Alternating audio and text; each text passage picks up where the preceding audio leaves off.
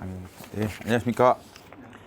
지금 작년 12월부터 지금 5월까지 판례 강의를 하겠습니다. 작년 12월 이후부터. 그전 판례는 2월 달에 강의를 해줬으니까 그거 안 들으신 분들은 그 보시고.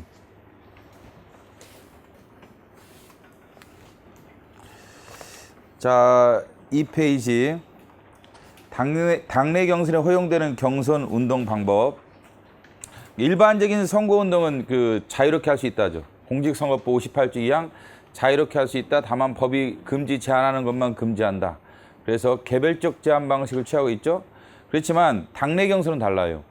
당내 경선은 허용하는 방법만 해라 그렇죠. 일반 선거 운동은 개별적 제한 방식이죠. 이것만 금지하고 이것만 하지 마라. 근데 경선 제한 은 허용하는 방법을 규정하고 이것만 한정하고 있습니다. 그럼 뭐는 규정이 없냐? 확성장치. 확성장치에 대한 규정이 없었어요. 그러면 확성장치로 선거운동 할 수 있다 없다? 없다. 그게 명확하냐? 그렇다. 응? 명확하다. 왜? 경선운동 방식은 법에 정한 것만 하도록 되어 있었기 때문에 법이 정하지 않은 확성장치 이용은 금지된다. 이건 명확하다. 라는 거죠. 표현의 자유 침해냐? 아니다. 당내 경선은 당내 정당원들을 상대로 하기 때문에 대규모 연설이나 이게 필요 없겠죠. 그래서 밖에 나가서 시내 사거리에서 크게 마이크 잡고 확성기로 크게 얘기할 필요 없단 말이죠. 그래서 어디 체육관이나 이런 데 모여서 하잖아요. 그래서 확성장치 금지하더라도 위헌은 아니다. 그렇죠. 아래 호별 방문 금지는 계속 합헌이었죠. 최근에도 역시 합헌이었죠. 다만 이제 정관이 정하는 호별 방문, 정관이 정하는 기간 내 이런 것들은 위헌이었죠. 이건 나중에 명확성 원칙 할 때 다시 얘기하겠고. 낙태죄죠. 최근 판례 중에 가장 중요한 판례죠. 나온다고 봐야지, 그렇죠. 이번에 8월 아니면 10월에 나올 테니까 보셔야 되는데 그 좀 더 디테일하게 출제될 가능성이 많아요. 단순하게 출제되는 게 아니라 아주 디테일하게 다 물어볼 가능성이 매우 크다. 그동안 이제 학계에서라든지 이런 우리 법학전문대하고 논술시험 이런 데서 보면은 낙태죄는 아주 디테일하게 논란이 계속 있어 왔던 거라서 쟁점이 되게 많아요. 이 판례도 보면 읽을수록 쟁점이 많아. 저도 이게 처음 읽을 때랑 두 번 읽을 때 쟁점이 훨씬 더 많이 잡히더라고요. 그만큼 출제할 거리가 많다. 그렇죠. 그래서 정확하게 디테일하게 기억을 하셔야 돼요. 지금 말한 것들을. 1번 제한되는 기본권 10조다. 인간의 존엄가치 자기결정권 10조 인간의 존엄가치 자기결정권 제한이다. 라고 하죠. 나머지 권리 침해 여부는 심리하지 않는다. 나머지 권리 침해는 심리하지 않습니다. 자기결정권 여성의 그것만 심리하고 아래 네 번째 줄 나머지 여성의 건강권, 평등권, 신체 어쩌죠 이런 것들은 자기결정권을 심리하는 이상 별도로 심리하지 않는다. 자기결정권 침해만 심리하는 겁니다. 기본권 경합을 해결 이딴 식으로 했죠. 직접 관련되는 것은 물론 자기결정권이죠.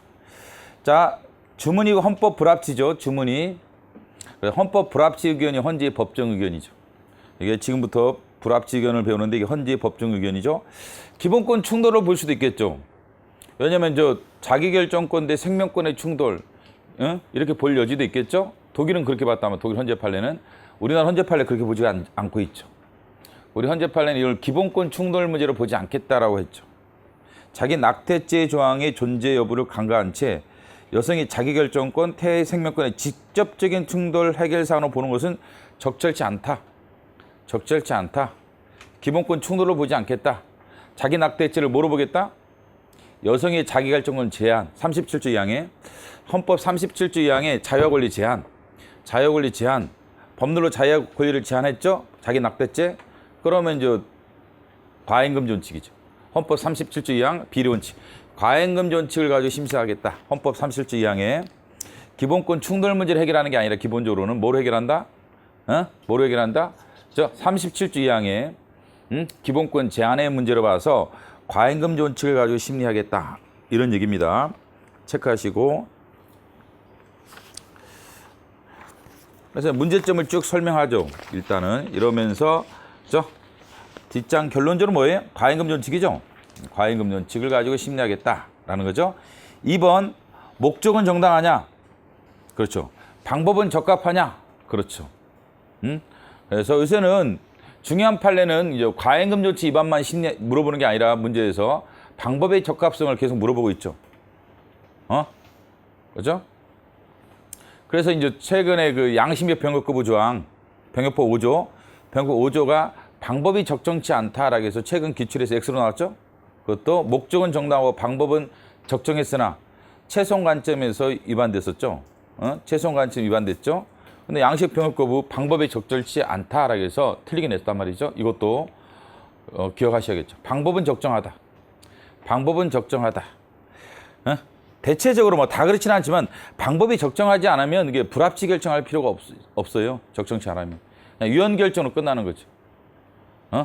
최소화하지 못했다. 그럼 좀 법 개정해서 최소화하는 방법을 연구해봐라. 그래서 헌법 불합치 결정을 하게 되죠. 예를 들면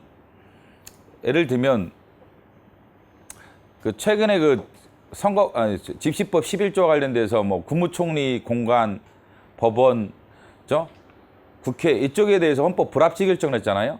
방법은 적정한데 최소 원칙에 문제가 있다. 그래서 법 개정을 유도하죠. 그래서 이제 방법이 적정치 않으면 유연 결정을 끝내는 게 맞죠, 그렇죠? 네, 방법은 적정하니까 이제 다만 기본권 제한을 최소화했는지를 판단하겠다. 근데 최소화하지는 못했다고 얘기하는 거죠. 근데 만약에 방법이 적절치 않다. 그럼 유연 결정을 내리고 말았어야 돼. 자기 낙태죄에 대해서. 그래서 방법이 적합하다 이렇게 말했죠. 그다음에 침해처성 법익균형성 여기는 위반된다고 봤죠. 근데 여기에 핵심이 이게 독일과 미국 판례의 사실은요. 기존에 우리나라 헌재 판례가 독일 헌재 판례 이론에 따라서 나왔다라면 최근 헌재 판례는 최신 이 판례 변경된 최근 판례는 미국 이론과 가까워요. 미국의 로에드 사건과 좀 가까운 이론 구조를 갖고 있습니다. 완전히 똑같지는 않겠지만 이론 구조상 그렇다 이거죠. 그때 쟁점이 뭐였냐면은 독일 형법상 12준에 낙태를 허용하는 법조항이었어요. 즉 12준에 낙태하면 위법성 조각사유로 봤단 말이죠. 즉 자기 낙태죄 처벌하지 않겠다. 12준의 낙태는 처벌하지 않겠다. 허용하는 내용이죠, 그렇죠? 불처벌, 위법성 조각사유로 규정을 했단 말이죠. 이때 독일은 생명권 대 임신부의 개성 신장의 자유, 우리나라 행복주권과 좀 더 가까운 개성 신장의 자유라겠죠. 개성 신장의 자유, 인격 발현권. 근데 충돌로 봐가지고 또 이게 더 우선되는 거 봐라. 헌법적으로 이게 더 우선되죠. 이건 법률이죠. 형법이니까. 헌법에서 생명권 우선되기 때문에 생명권을 보장해야 한단 말이죠. 근데 낙태는 생명권을 보장하지 못하죠. 그렇기 때문에 이제 유연 결정을 내리게 되죠, 그렇죠? 그래서 낙태를 금지하는 논리를 취했는데 미국 로에드 사건에서는 미국 판례, 로에드 사건에서는 그 임신 기간을 세 단계로 나눴어요. 세 단계로 나눠서 1기, 2기, 3기, 1기, 2기, 3기 이렇게 나눠가지고 1기 때 사생활의 자유, 산모의 임신부의 사생활의 자유 대 이게 텍사스 주법에서 이 심판 대상이 텍사스 주법. 그래서 생명의 보호, 텍사스가 보호하려는 생명의 보호. 이런 관계로 봤다면 생명권을 보지는 않고 생명의 보호. 이제 공익이죠, 공익. 우리 비리 원칙할 과잉금 원칙할 때 공익, 생명의 보호. 이거는 이게 더 크다고 봤죠. 마지막 3개월은 이게 더 크다. 2기 때는 케이스 바이 케이스로 결정해라. 그때마다 개별적 사유로 따로따로 판단해봐라. 어떤 경우는 되고 어떤 경우는 안 되고. 이게 사실은 이제 핵심이 뭐냐면 이때 왜 그랬느냐. 우리 헌재 판례도 지금 이 얘기를 하고 있는 거야. 사실은요. 그럼 생명의 보호 가치가 달라진다는 거지. 임신 기간에 따라 생명의 보호 가치가 생명 발전 단계에 따라서 생명 발전 단계에 따라서 뭐예요? 생명의 보호가 달라진다. 마지막 3기에서는 왜 금지되느냐? 독자적 생존 가능성이죠. 독자적 생존 가능성이 있는 거 아니냐 이게. 칠삭둥이 있잖아요. 칠삭둥이 있고 뭐 요새 같은 인큐베이터도 있고 그래서 마지막 상고에는 독자적 생존 가능성이 있단 말이죠. 이게 생명력 보호 가치가 여기서 갑자기 커져. 독자적 생존 가능성이 있으니까 거의 사람에 준한단 말이죠. 엄마랑 모체가 떨어져도 얘가 살 수 있단 말이죠. 그럼 거의 인간에 준하는 거죠. 거의 인간에 준하는 거 아니? 그 때문에 생명의 보호 가치가 커진다. 이때는 안 된다는 거죠, 뭐죠. 앞으로 과학이 더 발전되면 어떻게 될지 모르지만 이때는 어차피 모체로부터 떨어져서는 독자적 생존 가능성이 없죠. 응? 헌법재판소는 지금은 22주라고 하죠. 요새는 뭐 과학이 좀 발전해서 다 22조간 이렇게 얘기를 하는데 하여간 뭐 그래. 앞으로도 달라질 수 있다는 헌재 얘기를 하죠. 응? 그런데 생명의 보호 가치가 달라지기 때문에 이때는 낙태 금지가 합헌이죠. 3기 때는. 응? 사생활을 위해서 낙태할 수 없단 말이죠. 이거는 사생활을 위해서 낙태할 수 있는 거죠. 낙태 금지가 위헌이죠. 낙태를 금지하는 텍사스주법은 위헌이다. 사생활의 자유 침해다. 위헌. 그럼 이와 같이 생명 발전 단계에 따라서 생명의 보호 가치가 달라진다는 얘기죠. 그래서 독자적인 생존이 가능할 때는 사생활을 위해서 낙태할 수 없지만 독자적 생존이 안 될 때는 특히 초기 3개월에는 사생활을 위해서 낙태할 수가 있다라는 거였죠. 그렇죠? 근데 여기는 옛날에 저도 옛날에 모의고사 많이 나눴었는데 사법시험 할 때는 여러분한테는 안 냈지만 이걸 많이 냈었단 말이죠. 독일 헌법재판소 판례 이론에 따르면 임신 기간에 따라서 또는 이게 생명 보호 발전 단계에 따라서 생명의 보호 가치가 달라진다는 게 독일 헌재 판례 이론이다. X죠. 이건 안 달라지는 거. 초기니까 여기에 준하는 거예요. 그렇죠? 1기에 가깝구나. 1기. 그죠? 12주면 한 4달, 3달 정도 되니까 뭐 1기랑 유사하죠. 약간요. 그죠? 근데 여기서는 아예 안 된다는 거잖아요. 그렇죠? 그래서 생명의 보호 가치가 달라지지 않는다. 이런 입장이죠. 여기는 생명 보호 가치가 달라지는 거죠. 근데 옛날 그 판례를 보면 작년 제 모의고사도 그렇고 작년에 이 판례 나오기 전에 모의고사 때 헌법재판소, 우리나라 헌법재판소는 이런 임신 기간이라든지 이런 거에 따라 생명의 보호 가치가 달라진다고 봤다. 이게 X였죠. 작년 제가 모의고사 냈을 때 12월 달에 냈을 때 지금 이게 0이 돼 버린 거죠. 우리가 이 입장을 취하고 있는데 사실 이 입장이 가까워진 거야. 이 입장이 가까워진 거야. 정확하게 말하자면 이게 유언 결정 입장은 완전히 이 입장이 내 생각에는. 헌법 불합치 결정은 기본적인 것은 이와 유사한데 완전히 똑같지는 않은데 유언 결정을 내리자는 분들은 이 얘기를 계속 하고 있는 거예요. 사실 잘 보면. 하여간 그러면 논리적으로 이 얘기를 해야 되는 거겠죠. 강조치. 논리적으로. 생명의 연속 발전 과정에 대하여 생명이라는 공통 요소만을 이유로 언제나 동일한 법적 효과를 부여해야 되는 건 아니다. 이게 무슨 얘기가 깔리냐? 동일한 법적 효과를 부여하지 아니할 수 있다는 거죠. 생명의 연속 발전 과정에 따라서 법적으로 보호 가치가 다를 수가 있다는 거죠. 그러면서 예를 들어서 형법 얘기를 쭉 하죠. 우리랑 관계 없는 거지만 형법에서도 있죠. 이게 좀 다른 거 아니냐? 다를 취하고 있는 거 아니냐? 이미 다른 형법 조항에서도 그런 얘기를 쭉 설명을 해요. 그러면서 이제 강조체 생명의 전체 과정에서 법 질서가 언제나 동일한 법적 보호 내지 효과를 부여하고 있는 건 아니다. 따라서 국가가 생명을 보호하는 입법적 조치를 취함에 있어서 자기 낙태죄가 이제 목적이 생명 보호 아닙니까? 입법적 조치를 취함에서 인간 생명의 발달 단계에 따라 그 보호 정도나 수단을 달리하는 것은 불가능하지 않다. 일단 가능하다. 이렇게 해놓고 그러면 이제 뭘 기준할 것이냐 거기에 대해서 이 얘기를 해야 한단 말이에요. 이 얘기 유사한 얘기를 해야죠. 그렇기 때문에 독자 생존 가능성 얘기를 하는 거예요. 22주. WHO에 따르면 한 22주 되면은 이 태아가 독자적 생존이 이제 현대는 가능하다. 이렇게 이제 WHO에서 나왔는데 뭐 그 어간 22주 어간 상관해서 그렇겠죠, 그렇죠. 그럼 그 전은 독자적 생존 가능성이 없단 말이죠. 독자적 생존 가능성이 없죠. 그 전은 22주 기점으로 대충 그 전과 후를 나누자면 22주 이전은 독자적 생존 가능성이 없죠. 그러면 생명 발전 단계에 따라 법에서 보호 조치가 달라질 수가 있단 말이죠. 그럼 이때는 우리나라는 이제 산모의 자기결정권, 우리나라는 노예 사건이 아니라 자기결정권, 산모의 자기결정권, 사생활의 자가 아니라 미국은 사생활의 17조라면 우리나라 여기는 10조 자기결정권이.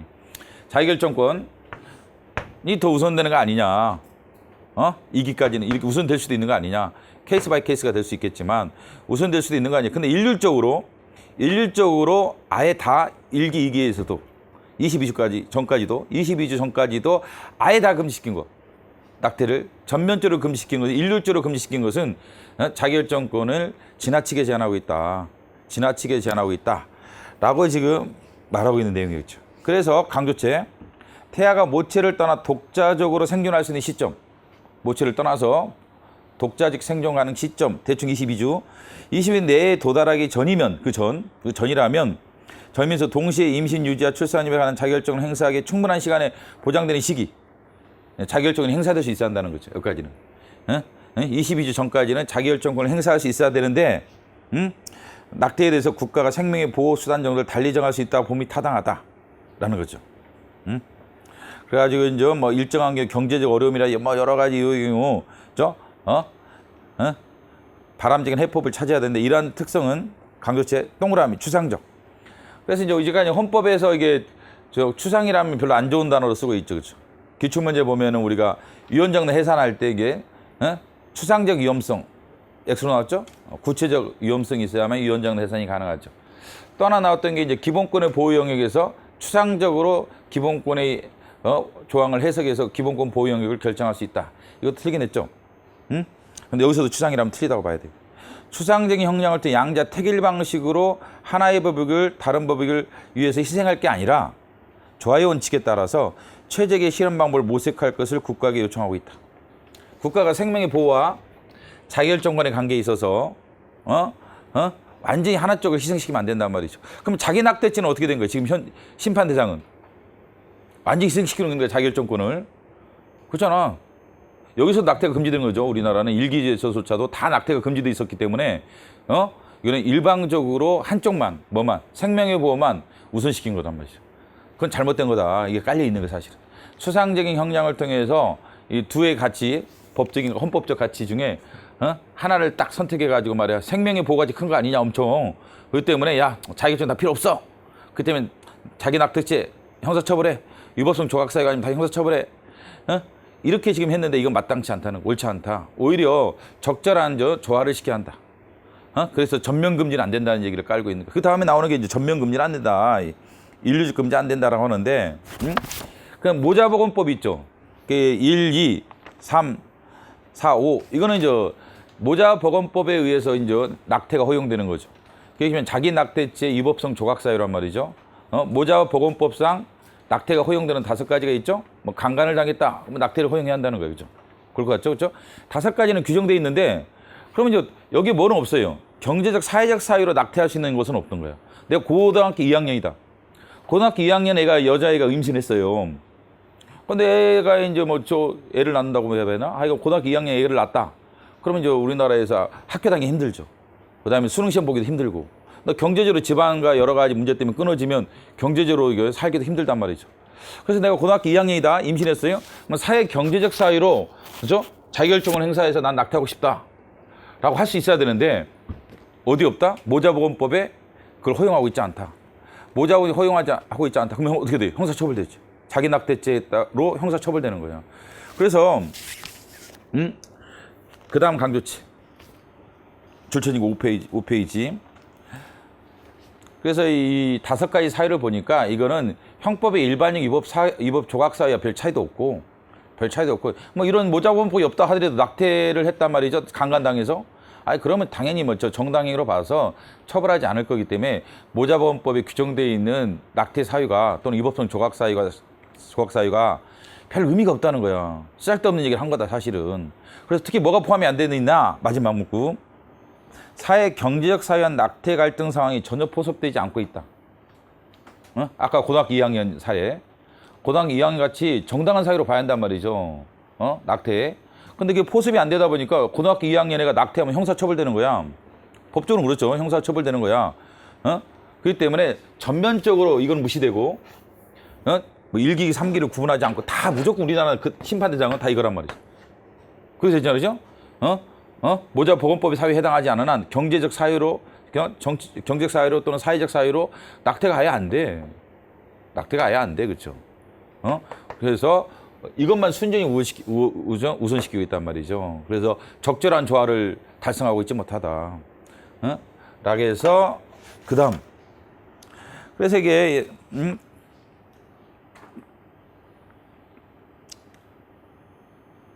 5페이지 두 번째 그 문단을 보시면 자기 낙태죄 조항은 모자 보건법에 정한 사유에 해당하지 않는다라면 결정 가능한 기간 중에서 아까 22조간 다양하고 광범위한 사회 경제적 사유를 이유로 낙태 갈등 상황을 겪고 있는 경우까지 애 없이 고등학교 2학년 경우 애 없이 전면적 일률적으로 임신 유지 및 출산을 강제하고 이를 위반한 경우 처벌하고 있다. 그게 필요 이상이죠. 필요 이상으로 생명권 보호에서 자기결정권을 희생시키고 있다는 거죠. 그래서 최소 원칙 위반되고 예? 법익 균형성도 달성하지 못했다. 그 다음 문단 따라서 그래서 자기결정권 침해다 하겠죠. 침해다.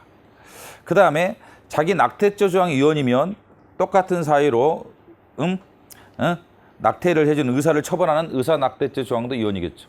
누가 낙태를 시켜줘야 할 거 아니에요, 의사가. 그렇기 때문에 둘 다 같은 사유로 위헌이라 봐야 된다. 그래서 산모 입장에 자기 낙태죄 조항도 위헌이고 그렇죠? 의사 입장에서 의사 낙태죄와 관련돼서도 역시 똑같은 사유로 위헌이다. 라고 한 거예요.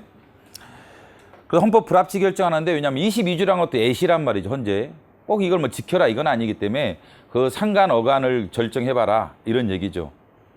그 다음에 사회 경제적 사유는 도대체 무슨 사유를 들 것이냐도 입법자가 좀 알아서 해줘야 한단 말이죠. 헌재가 뭐 명령할 수는 없잖아. 이런 식으로 입법해라. 그럼 입법권 침해니까 그 시기도 한 22주를 하든지 뭐 21주를 할 수도 있고 뭐 24주라도 할 수 있으니까 그 시기도 입법자가 결정할 문제고 구체적인 사회 경제적 사유로 어떤 사유가 있느냐 또 입법자가 자기 낙태 조항을 개정할 때 고려해서 개정을 해라. 그런 이유로 헌법 불합치 결정을 하니까 법을 개정해라. 라는 것이 역관이 현재 입장이죠. 자, 이게 지금 말한 논리들 다 기억을 하셔야 돼요. 어떤 논리 구조를 갖고 있는지 지금 강조해 읽어준 부분이라든지 조심하라는 부분은 기억을 꼭 하시기 바랍니다. 근데 단순 위헌 의견이 있죠.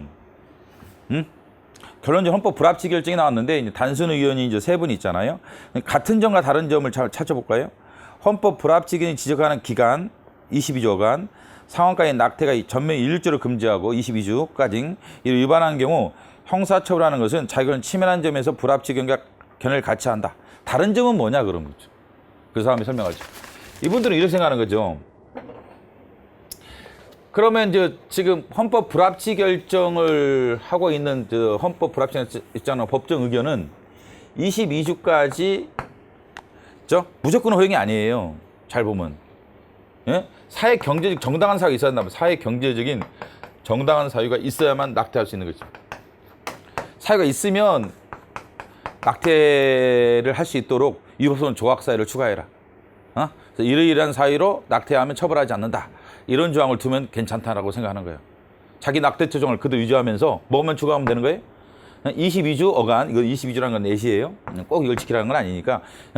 독자적 생존 가능 시점 전까지 대충 22주 이걸 기준해서 사회 경제적 사유를 낙태하면은 경제 사유로 낙태하면은 처벌하지 않겠다 이 조항을 추가하면 되는 거예요.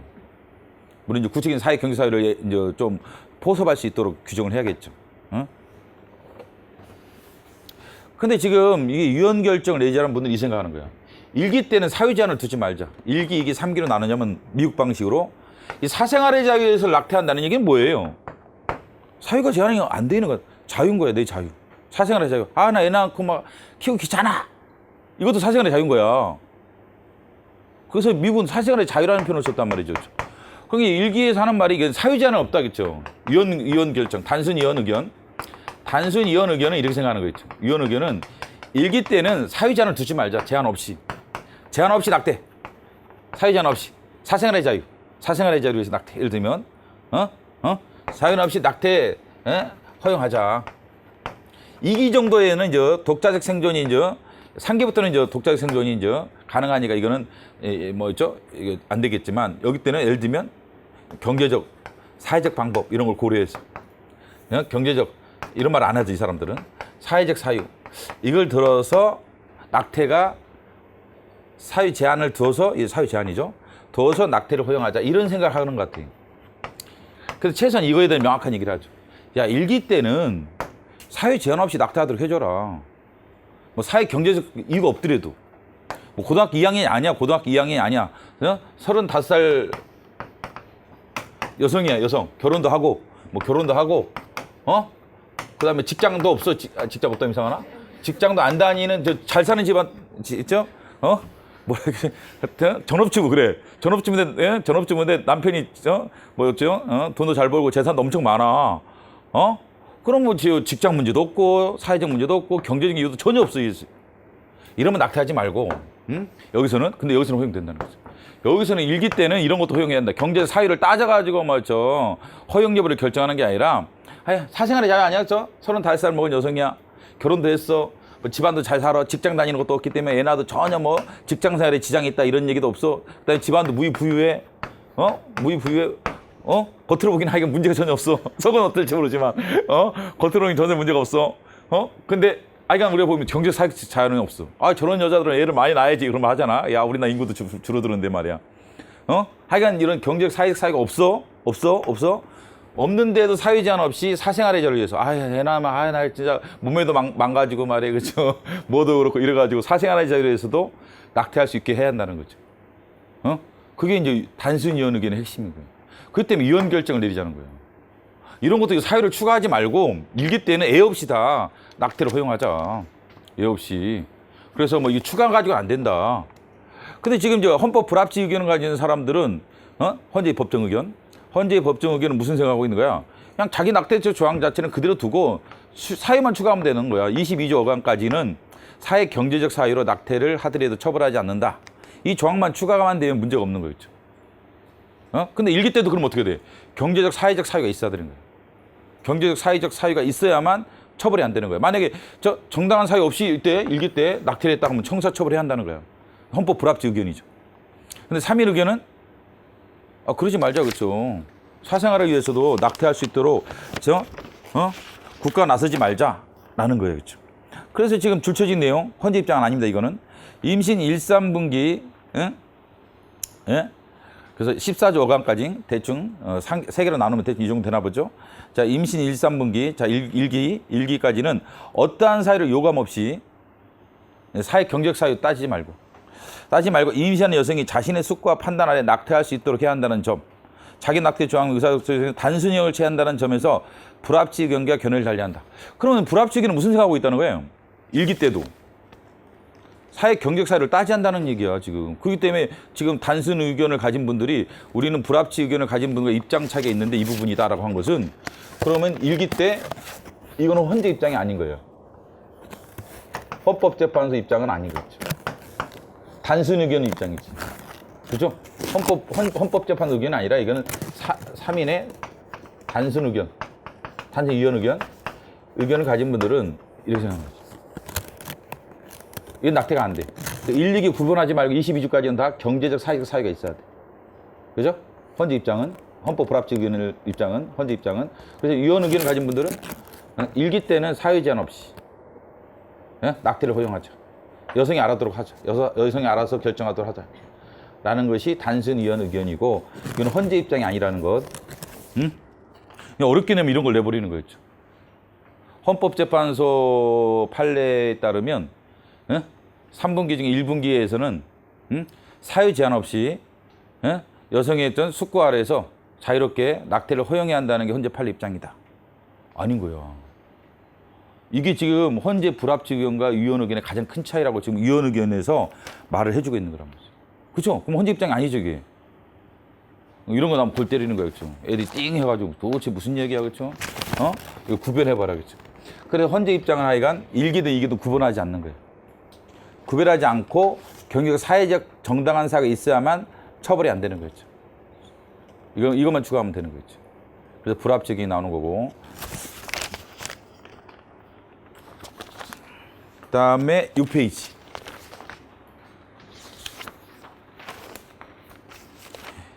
(6페이지에서) 이분들은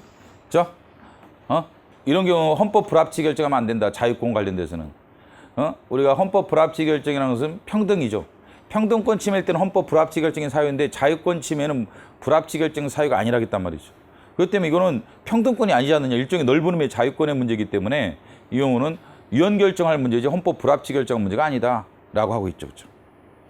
그래서 일단은 옛날 헌재 판례 여러 번 나왔던 기출에도 나왔던 입장은 유지가 돼요. 그래서 평등권 침해일 때 헌법 불합치 결정을 주로 하죠. 자유권 침해일 때는 헌법 불합치 결정을 해야 할 정당한 사유는 아니죠. 그렇지만 옛날 45유사 때 우리 또 많이 냈던 게 그러면 자유권이 침해일 때는 헌법 불합치 결정을 할 수 없다. 이게 X야. 실제 우리 직업의자의 쪽에서 헌법 불합치 결정이 많이 있었단 말이죠. 헌법 불합치 결정이 많이. 극장 금지. 극장 금지만 하더라도 대학교는 뭐였죠? 위헌 결정. 유치원 초중고는 헌법 불합치 결정. 집회의자도 아까 얘기했지만 G15 11조 쪽에 최근에 집회 금지, 5개 집회 금지에서 국회, 법원, 그 국무총리 공간 이거 다 헌법 불합치 결정이 나왔단 말이죠. 그죠? G15 10조도 불합치 결정이 있었죠. 야간 5개 집회 헌법 불합치 결정. 집회의 자유 아니야. 자유 아니야, 그렇죠? 근데 이제 자꾸 자유권 쪽에서 헌법 불합치 결정이 바람직하진 않아요. 그건 확실해. 근데 하고는 있어. 할 수 없다는 취지는 아니란 말이죠. 할 수 없다는 취지는 아니고. 근데 주로 왜 불합치 결정하느냐? 그건 평등권 침해일 때 하는 거죠. 자유권 침해일 때 자유권 침해이기 때문에 불합치 결정해야 한다. 이건 넌센스란 말이죠. 그건 이유가 되지는 않는단 말이야. 다른 사유가 있어야 돼. 전면 금지는 지나치다. 그래서 원칙 금지 예외적 허용으로 바꿔라. 이때 주로 헌법 불합치 결정할 수 있어요. 생각해보세요. 국회도 마찬가지고 국회에서 100m 이내 5개 집회 금지도 뭐였어요? 애를 두지 않았다. 전면 금지가 문제다. 극장 금지도 마찬가지걸랑 대학교는 금지 그 자체가 위헌이기 때문에 위헌 결정하겠다. 유치원 초중고는 전면 금지, 애 없는 금지가 위헌이었다. 따라서 불합치 결정할 때니까 애를 두는 식으로 법을 개정해라. 라는 거죠. 병역법 5조 사건도 똑같은 거야. 왜 양식 병역거부 사건 헌법 불합치 결정하느냐? 병종만 추가하면 된다는 거야. 네? 그죠? 근데 여기서 이제 헌법 불합치 결정도 마찬가지예요. 한 조항만 추가하면 되는 거예요. 네? 네? 독자적 생존이 가능하지 않는 그 전 기간, 독자적 생존이 이전의 기간의 경우는 사회 경제적 방식으로 낙태를 했을 때는 처벌하지 않는다. 그 사유는 다음 같다. 1호, 2호, 3호. 뭐 이렇게 하면 괜찮다고 생각하는 거죠. 그때 헌법 불합치 결정을 한 거예요, 현재 입장은. 근데 이제 반대 의견은 야, 너무 남용하는 거 아니냐. 자유권 문제인데 이거를 자꾸 불합치 결정하나 위헌 결정해야지. 라는 얘기도 하고 있죠. 그렇죠. 자, 아래 합헌 의견은 물론 헌재 법정 의견이 아니죠. 그렇죠. 이분들은 옛날 입장과 더 가깝죠. 태아가 출생한 사람은 생명의 연속적인 발달 과정 안에 놓여 있다고 볼 수 있으므로 인간의 존엄성의 정도나 생명 보험의 필요성과 관련하여 태아와 출생한 사람 사이에 근본적 차이가 있다고 보기 어렵다. 즉 생명의 발전 단계에 따라서 법적 보호 가치가 크게 달라져서는 안 된다. 근본적 차이를 둬서는 안 된다. 그렇기 때문에 임신했다라면 그 이후로 낙태가 금지돼야 한다. 네? 물론 이제 위법성 조각 사유가 없는 한 아까 모자보건법 이런 정도 아니면 안 된다. 그대로 유지하자. 라는 입장이죠. 물론 헌재 입장이 아니죠.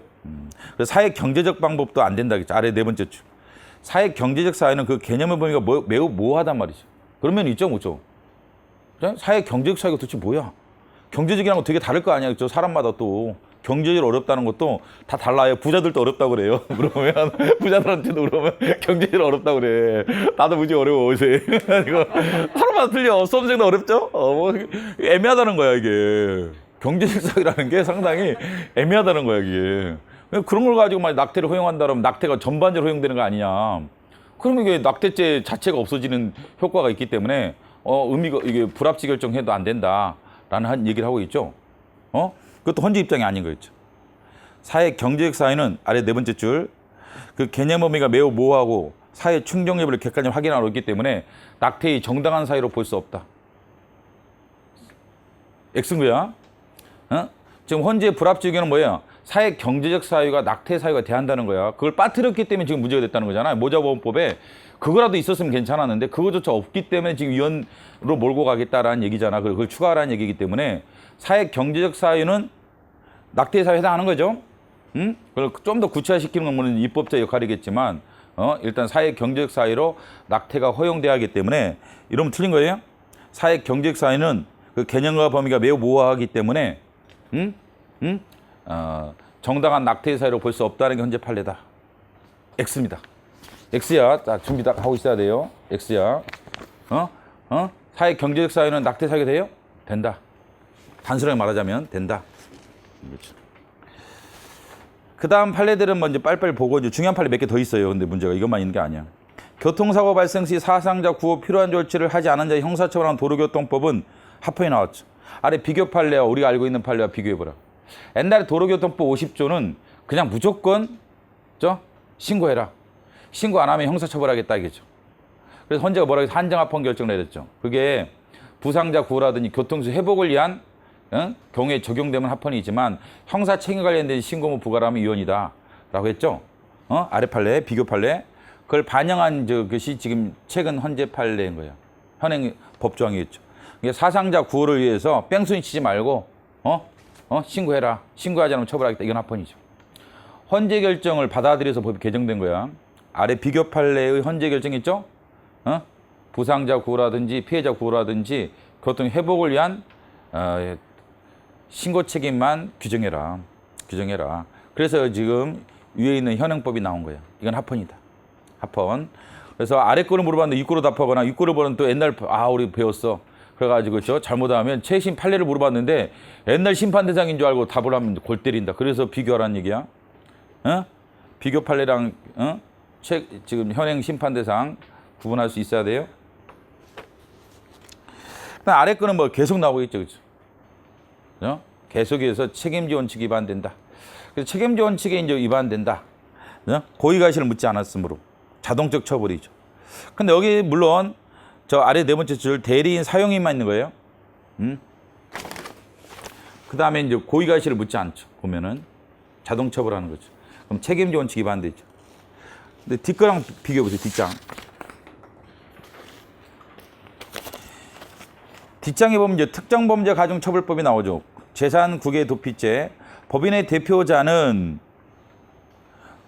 대표자나 법인 또는 개인의 대리인 사용인 그 밖의 종업원이 다음 하나의 행위를 위반한 행위를 하면은 처벌하겠다. 재산을 국외에 도피하면 처벌하겠다는 얘기죠. 다만 법인 또는 개인이 그 위반 행위를 방지하기 위해서 해당 업무에 상당한 주의와 감독을 게을리하지 아니한 경우는 그러하지 않는다. 즉 과실이 없다라면 처벌하지 마라. 고의 또는 과실이 없으면 처벌하지 마라. 그때 합헌인 거예요. 단서가 나왔기 때문에. 이런 단서가 있다라면 책임지란 말이죠. 과실 책임을 지금 묻겠다는 거니까 합헌이죠. 이런 게 없을 때 단서가 위헌인 거예요. 자동적으로 처벌하는 거죠. 직원이 법을 위반했다. 법인을 형사처벌한다. 이건 위헌이란 말이에요. 그냥 처벌하면. 다만 주의 의무를 기울였을 때는 처벌하지 않겠다. 이러면 합헌인 거죠. 여기다 달라지는 거야. 양벌 규정에서 그게 위헌이냐 합헌이냐 기준이 뭐예요? 양벌 규정에서 그 기준이 뭐예요? 고의가실을 위반하는지 고의가실 요건을 했단 말이죠. 법을 위반한 걸 알면서 법을 위반했다든지 주의를 기울이지 않았다든지 이러면 형사처벌하겠지만 고의가실이 없었을 때는 형사처벌하지 않겠다. 고의가실이 없었다라면 처벌하지 않겠다라는 면책이 추가가 된다라면 단서처럼 이 법조항처럼 이거는 합헌이 나오죠. 그런데 옛날 판례도 그랬지만 법인 대표자는 다 열애라는 걸 이 판례 또 설명하고 있습니다. 그때 내가 조심하라는 것은 다만 열애가 딱 하나가 있는데 법인과 법인 대표자 사이는 그렇지 않다. 법인 대표자의 법 위반 행위로 처벌 문제가 된다라면 법인은 자동처벌 합헌이다. 여기서도 그 얘기를 해요. 심판 대상 중 법인의 대표자 관련된 부분과 그 다음 문단에 보면 다음으로 법인 대리인 사용은 그 밖에 종업원 이렇게 나눠서 보죠. 아니 같다라면 뭐하러 나눠서 보기 힘들게. 여전히 옛날 우리가 말했던 입장을 유지하고 있는 거죠. 법인의 대표자 관련된 부분은 제일 위에 법인의 직접 책임을 근거로 하여 법인을 처벌하고 심판 대상 중 법인의 대리인 사용은 그 밖에 종업원 관련된 부분은 과실 책임에 기초하여 법인을 처벌하므로 법인의 책임을 기소하는 근거가 없다고 보기 힘들다. 다르다는 거예요. 다르다는 거죠. 법인 대표자의 경우는 법인의 직접 책임을 묻겠다. 그렇죠. 법인 대표자가 법을 위반했다.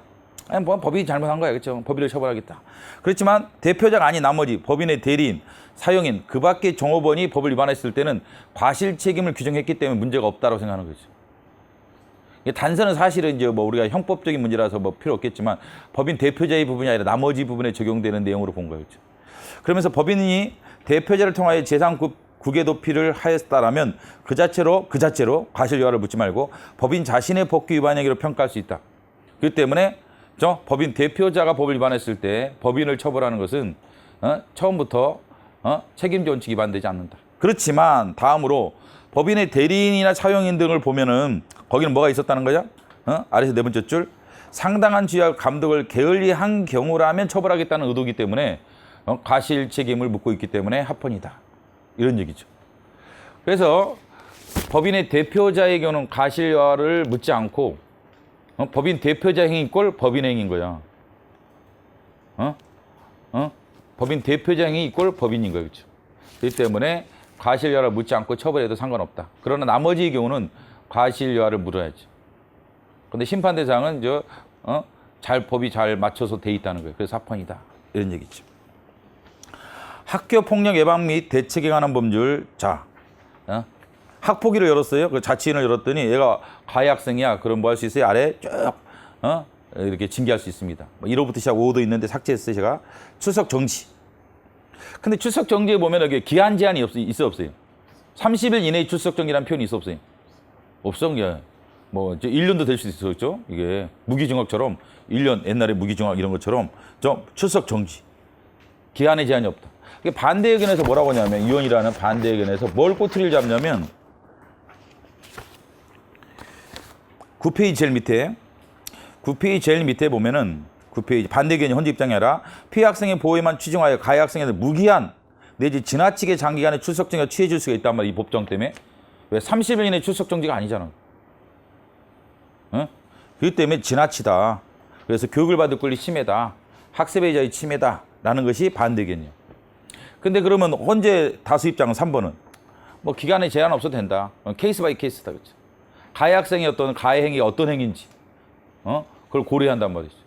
뭐 거의 범죄 수준의 가해 행위도 있을 수도 있기 때문에 그때는 출석 기간을 딱 제한한다는 것도 문제가 있는 거 아니냐. 그래서 합헌이라는 얘기인데 근데 뭐 이거는 합헌이라고 인식하면 되는 거고.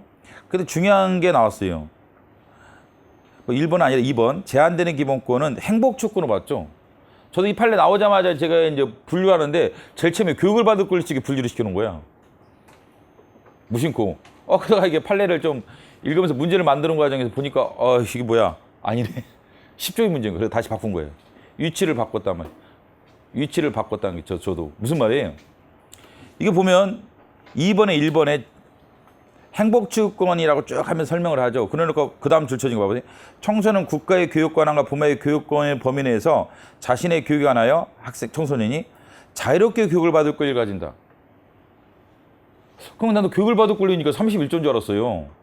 불리는데 생각해보니까 이게 아니에요. 자유롭게 교육을 받을 권리는 뭐예요? 10조인 거예요. 자유롭게 교육을 받을 권리는 10조다. 그래서 이번에 뭐 변호사 시험인가 어딘가에 어떤 기출문제 이거 있었죠. 헌법 31조의 균등한 교육을 받을 권리는 행복추구권 10조의 특별법 규정이다. 이 문제 기억나요? 최신 기출이잖아. 올해 X인 거예요. X.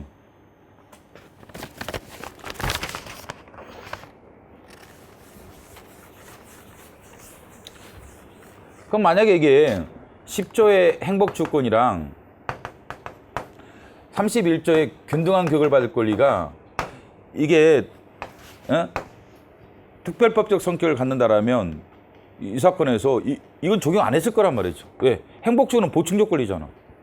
이게 있다면 이걸 적용해야 안 해요. 많이 배웠잖아. 그렇죠? 아니죠. 그럼 여기서 포섭이 안 된다는 문제라는 거죠.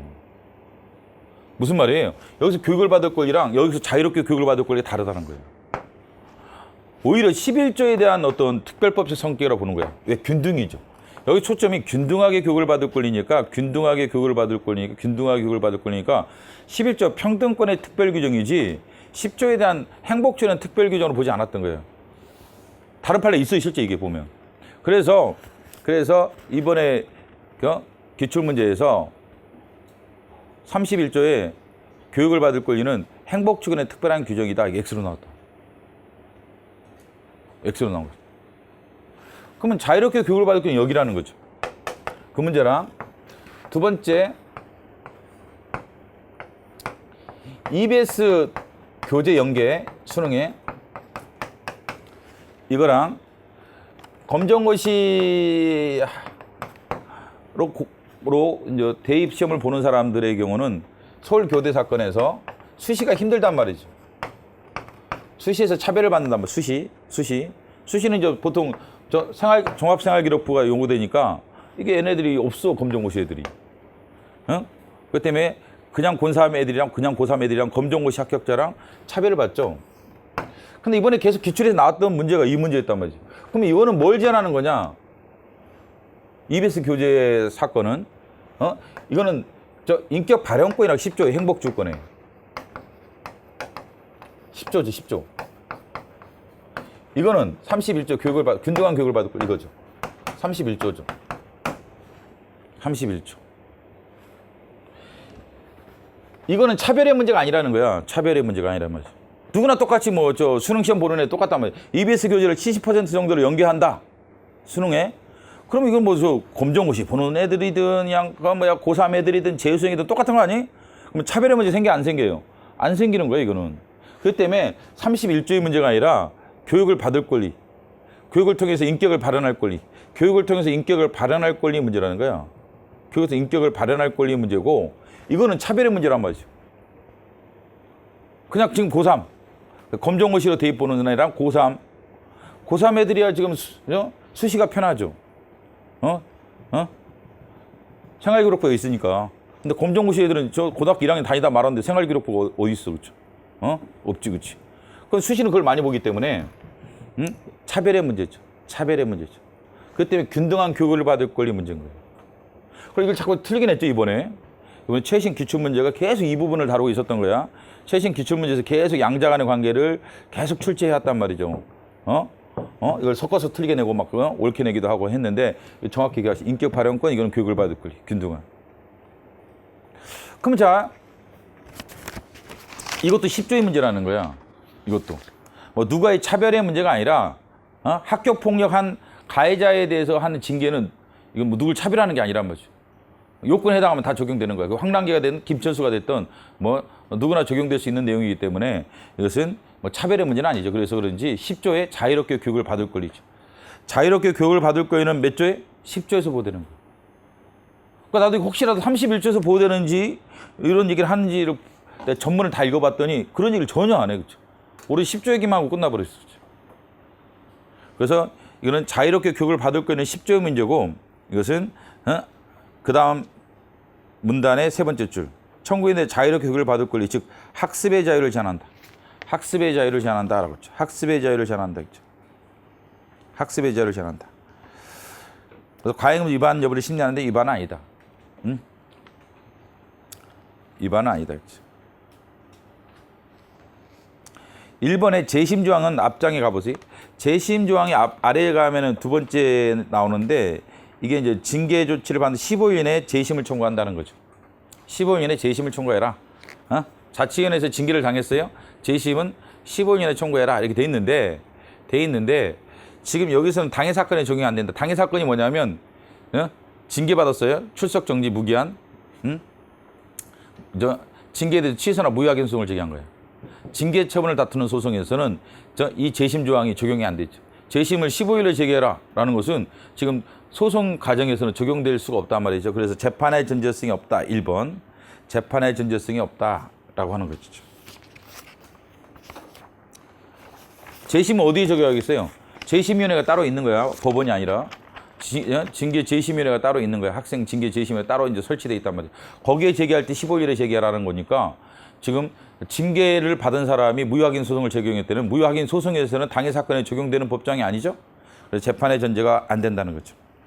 뒤에 가면 10페이지 가시면 사회복무요원 상근 공익 구청에서 근무하는 공익 있죠? 저녁밥 줘요 안 줘요? 안 주죠. 일요일날 밥 줘요 안 줘요? 안 준다. 중식비까지 있다. 중식비.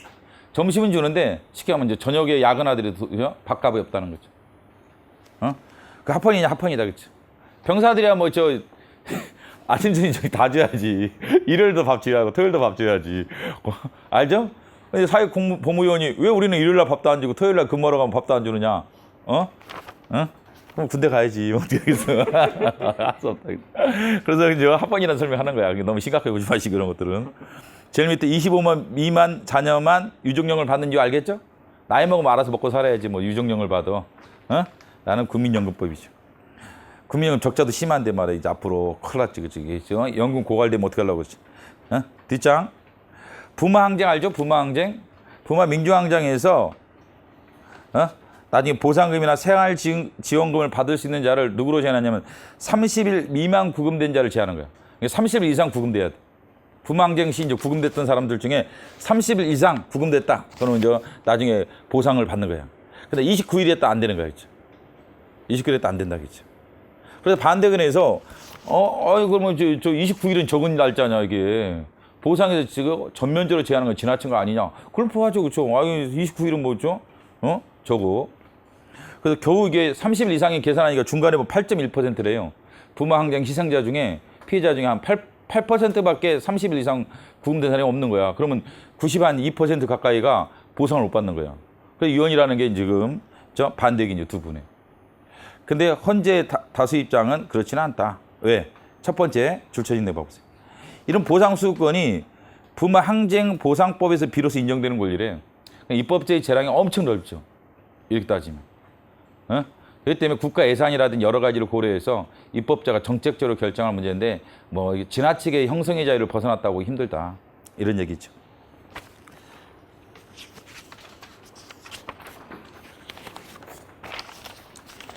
그 다음에 이제 수석교사 있잖아요. 차별하는 거.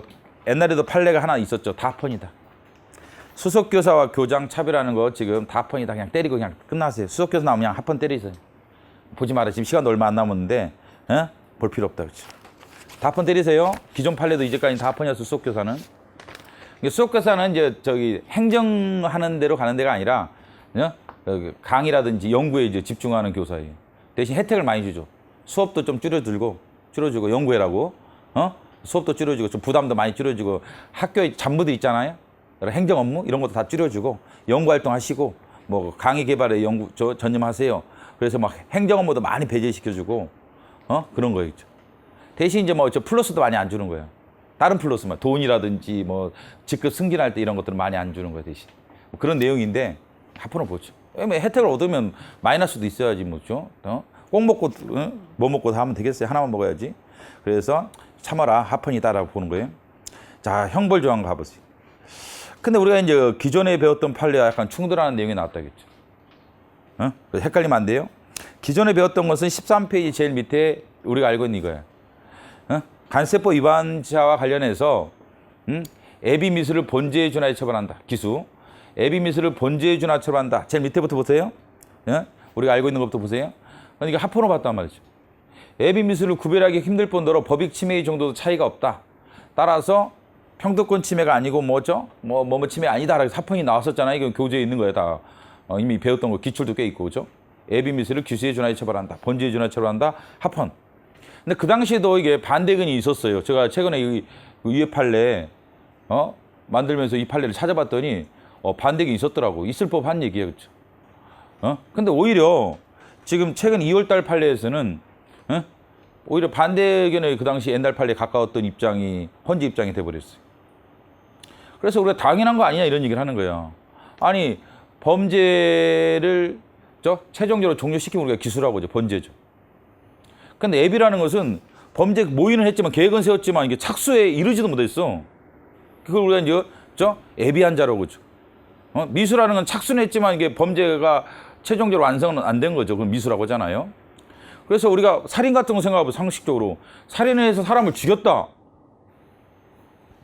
본죄에 준하는 범죄를 정한 자와 애비하다 그쳤단 말이죠. 막 청산가리도 준비하고 말이야, 뭐도 준비하고 하다가 착수하지도 못했어, 걸려가지고 그쳤어. 그러면 똑같이 처벌하겠어요, 안 처벌하겠어요? 다르게 처벌하죠. 상식 아니야, 그렇죠? 어떤 범죄든 다 그렇게 돼 있다는 대부분의 범죄를 우리가 조사해 보니까 이 사람 헌재 판례에서 범죄를 다 조사하라 형법 조항을 야 미수와 애비랑 본죄랑 다 다르게 처벌하는데 왜 얘는 같이 처벌하고 있냐? 평등권 침해다. 가인 형벌이다. 가인 형벌이다. 이렇게 지금 말하고 있는 거죠. 그러면 일단은 이제 우리가 이제 뭐 객관식적으로는 비교를 해야 할 거 아니에요. 옛날 법조항은 애비 미수가 다 나열되죠. 애비 미수 본죄에 준하여 처벌한다라는 것이 뭐였어요? 간세법이었죠. 간세법은 합헌이었죠. 제일 밑에 간세법은 합헌이었는데 최신 판례는 애비한 자 부분만 문제가 됐고 그다음에 간세법이 아니었죠. 간세법이 아니라 특정범죄 가중처벌법이었죠. 특정범죄 가중처벌법은 위헌이다. 그리고 또 보통 이제 특정범죄 가중처벌법은 형벌도 좀 높아요. 형량이 높게 규정돼 있어요. 법정형이. 그래서 더구나 문제가 있다고 봐야겠죠. 그래서 두 가지 나눠서 보시기 바랍니다. 애비미수를 규수에 준하여 처벌한다. 관세법 합헌. 애비한 자를 본죄에 준하여 처벌한다. 특정범죄 가중처벌법 위헌.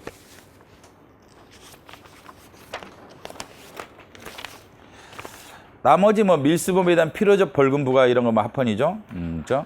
밀수하다 걸리면 원가의 2억 이상일 때 뭐 2배 뭐 이런 식으로 규정한 것 가행 형벌 아니다 그렇죠. 근데 반대 얘기는 뭐냐면 저 밀수는 했지만 저 경제적 이익이 거의 없는 경우 이게 액수가 너무 높은 거 아니냐. 그래서 과잉 형벌이 있을 수 있다라는 이제 반대 의견이 있는데 이거 뭐 틀리게 내면 이 문구로 낼 수는 있으니까 그것만 좀 조심하시고 그냥 합헌 때리세요. 뒤 가시면 법정형을 징역형만을 규정한 것 한급 불능. 한급 불능 상태로 한 추행행위. 이거 왜? 징역형만. 뭔 말이에요? 벌금 못 드린단 말이죠. 그래야 그렇죠. 범죄, 성범죄 중에 상당히 악질적이죠. 한급 불능 상태를 만들어 놓고 상대방을 추행을 했다. 추행을 했다.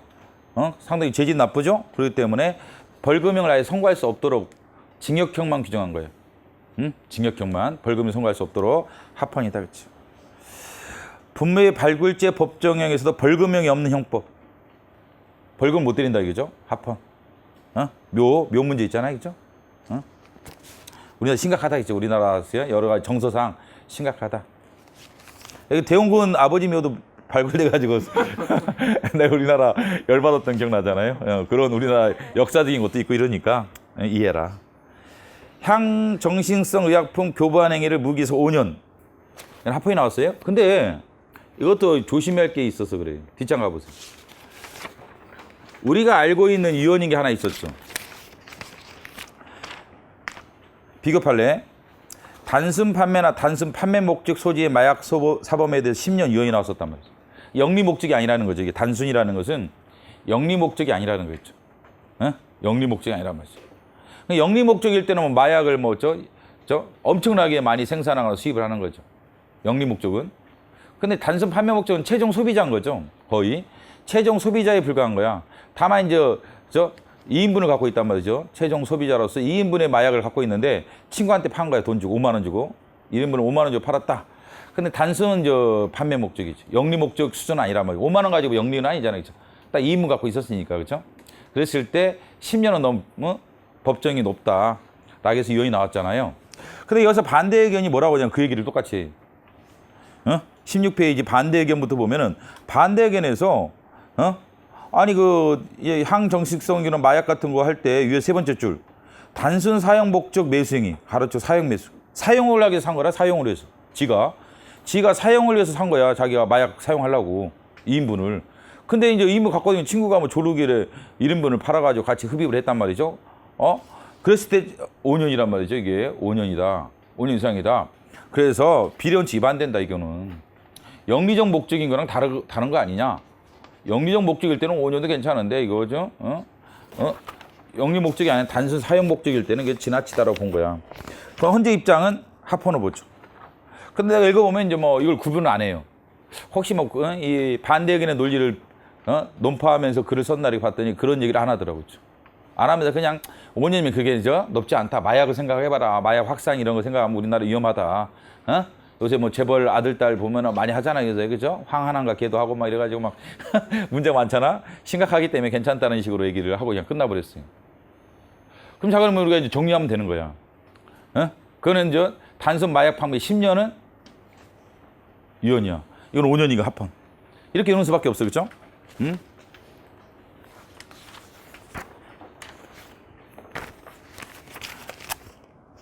근데 이제 반대에는 이제 5년도 위헌이라는 거야. 뭐도? 단순 마약 판매자한테는 5년도 너무 세다. 이렇게 했는데 이건 헌재 입장이 아니니까 우리가 신경 쓰지 말고 단순 마약 이것만 너무 초점을 두지 말라는 거죠. 10년이야 5년이다 초점을 둬라. 단순 마약 판매자들 뭐 5년 10년 10년은 위헌이었죠. 5년 합헌이었단 말이죠. 5년은 단순인지 영리인지 구분하지 않고 5년은 합헌이다. 그렇죠. 마약을 팔다 걸리면 5년 합헌이다. 이래 본 것이 헌재 입장이죠.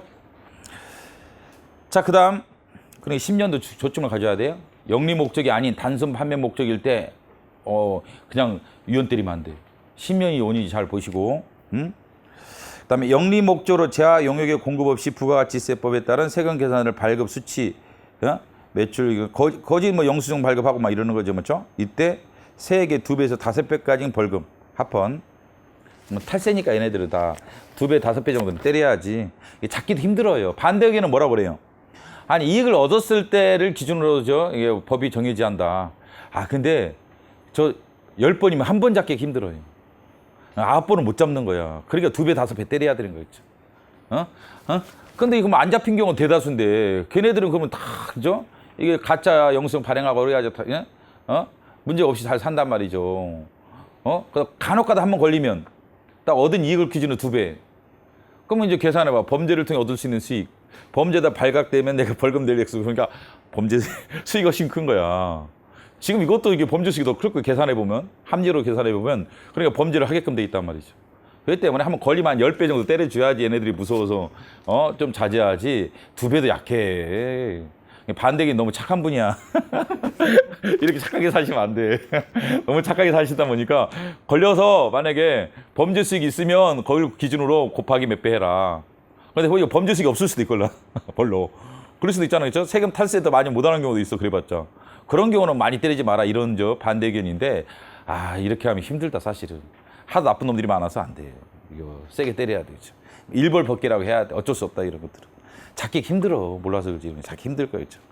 그 뒤에 아동 청소년 성보호에 관한 법률 9조 중 7조 상 가르치고 중강간죄를 범한 경우 를 사람이 중강간죄를 범한 사람이 또 다른 사람을 상해까지 한다면 강간하는 가정에서 그럴 수도 있겠죠. 상해 이르는 때 무기, 실력 괜찮아. 그렇죠. 합헌. 신체의 자유. 자기 또는 특정인을 금고의 임원으로 당선되게 하거나 되지 못한 목적으로 금고의 정관이 정하는 바에 따라 호별방문하지 마라. 이혼. 이제 호별방문이 그러니까 정관이 정하는 이 문구가 나오면 이혼이죠. 명확성치 위반이 몇 번 있었던 거예요. 근데 이제 집회주의자의 쪽 이렇게 보면은 법률이 정하는 선거 방법만 하고 나머지는 하지 마라. 이런 거는 합헌이에요. 법률로 썼을 때. 근데 정관의 이유가 위임하면 이혼이 많죠. 죄형법정지 정신을 생각해 보세요. 정관이 법률이 될 수가 없단 말이죠. 그래서 이혼이 많고 아래 이런 공직선거법에 이제 호별방문 금지죠. 자, 선거운동을 위한 호별방문은 금지하지만 나머지는 허용돼요. 호별방문은 집이 그냥 집, 거주지. 거주지 들어가지 말라는 건데 이 거주지가 아니죠. 관홍상제 의식이 허용되는 장소, 장례식장, 도로, 시장, 점포, 다방, 대합실, 기타 다수인이 왕래하는 공개 장소는 괜찮아. 호별방문 안 되지. 이거는 거주하는 지역 막 문 열고 이렇게 선거운동하면 안 된단 말이죠. 이게 죄형이 명확하냐? 명확하다. 명확하다. 이게 호별인지 금지되는 호별인지 아닌지를 구별할 수 있다는 거였죠. 호별은 거의 이제 사람이 주거지인 거예요. 주거의 안정성 차원에서 남의 집 들어오면 막 문 열고 들어오면 선거운동하면 좋겠어요, 여러분들. 여러분 집 밖 들어오고. 그 다음에 아래쪽. 누구든지 자기 특정인한 중소기업 중앙의 임무로 당선되거나 되지 못하게 하는 목적으로 선거인에게 금전, 당연히 금지해야겠죠.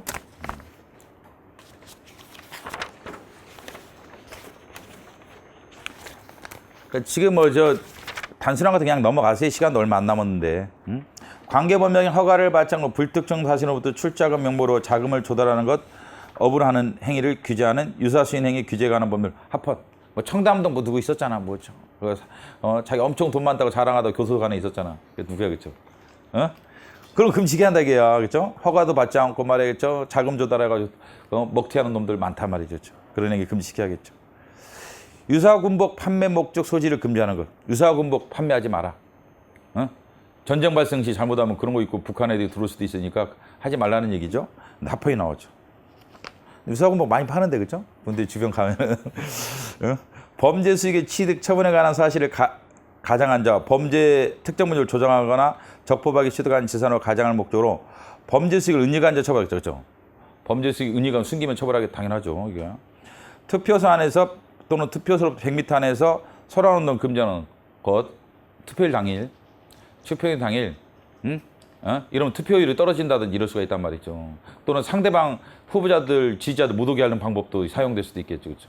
그렇기 때문에 이게 공정한 선거를 크게 해치는 방식이니까 금지할 이유도 있고 명확하다. 자, 응급실에서 폭행 사고 많다라고 여러분들 많이 보죠?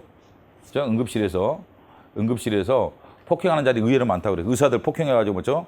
문제가 많이 되죠. 그렇기 때문에 처벌이 강화되는 거예요. 이런 합헌 명확하다.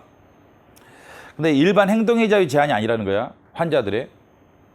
이게 환자들한테 이게 폭력 행사하지 마라. 의사나 간호사한테. 응급실에서 빨리빨리 수술해주고 우리 지금 해야 되는데 우리 지금 저 수술 안 하고 다른 사람 돌봐줘 이러면서 막 이 의사들 폭행하는 사람도 있다는 말이지. 내가 더 소중하다 이겠죠. 그런데 이게 뭐 응급환자가 한둘이 아니지, 그렇죠? 응급환자 한둘이 아니기 때문에 이게 의사들은 또 몸이 몇 개도 아니고 말이야. 그렇기 때문에 이게 있죠. 또 이제 환자 부모라든지 또 뭐 이쪽에서는 또 열받을 수도 있어요. 기다려도 말이야.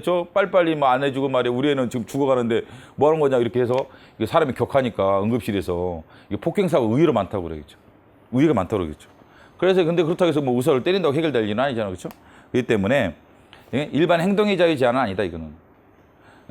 폭행하지 말라는 거지. 이게 무슨 일반 행동의 자유 제한. 폭행까지는 보호할 수는 없잖아. 일반 행동의 자유가. 그래서 일반 행동의 자유 제한도 아니고 형벌의 문제다. 형벌량이 너무 무겁냐의 문제지 일반 행동의 이건 제한도 아니에요. 체크. 제한도 아니다. 뭐 응급실에서 폭행하지 마라. 응급실에서 환자 유가족들, 환자 가족들. 환자는 뭐 힘드니까 폭행 못 할 거야. 그렇죠? 응급실에 실려왔는데 지가 어떻게 폭행을 해 보통. 환자 가족들이 많이 하는 거야. 보면 환자 가족들이 열받으니까. 그래서 가족들 폭행하지 마라. 이거는 일반 행동의 자유 제한이 아니다. 과잉형벌인지 따져봐야 되는데 웬만한 위반이 아니겠죠. 그렇죠? 5년이라 해놨는데 5년이야. 괜찮다. 그게 뭐 요새 뭐 응급실이니 뭐 그런 거 있잖아요. 응급실도 많고 그렇죠. 또 뭐죠? 택시 운전사, 버스 운전사, 또 뭐죠? 철도 운전사. 이 처벌하면 매우 형벌이 무거워진 거 다 알죠? 대규모 교통사고 발생하니까 형벌이 매우 무거워지고 있어요. 이거 타포에 나왔죠. 뒤에 가시면 연락 운송, 운송 수입의 배분과 관련 협의가 성립되지 않을 때 당사자의 신청을 받아 국토부 장관이 결정한다. 국토부 장관이 운송 수익금 배분에 대한 협의가 제대로 성립되지 않으면. 근데 이번에 이거는 행정절차법이 적용된다. 사전통지, 의견 제출에 기해 처분 이유 등을 제시하고 있는 절차법이 적용되기 때문에 국토부 장관에게 절차상 하자가 없다. 뭐랑 구별되는 판례죠? 중앙선관위 결정. 중앙선관위가 노무현 대통령 관련해서 구조 위반 결정을 했잖아요. 공직선거법 구조 위반. 이때 행정절차법에 사전통 의견 청취가 적용돼요? 안 돼요? 안 된다고 그랬죠. 근데 이건 적용되죠. 왜요? 행정절차법은 행정부의 절차죠. 근데 국토부 장관은 행정청이니까 당연히 국토부 장관의 결정의 경우는 행정절차법이 적용되죠. 중앙선관위는 행정부가 아니죠. 그래서 행정절차법 3조 2항에서 쭉 나열되죠. 행정부가 아닌 기관들 행정절차법 적용이 안 된다고 행정절차법 3조 2항에 나열되는데 그중에 하나가 선관위죠. 그렇기 때문에 행정절차법에 따라 선관위 결정은 행정절차법이 적용이 안 되죠. 그래서 절차상 하자가 없는 거고 이거는 적용되기 때문에 또 문제가 없다는 거예요. 적용되는데 뭐가 문제냐. 충분한 절차를 마련한 건데.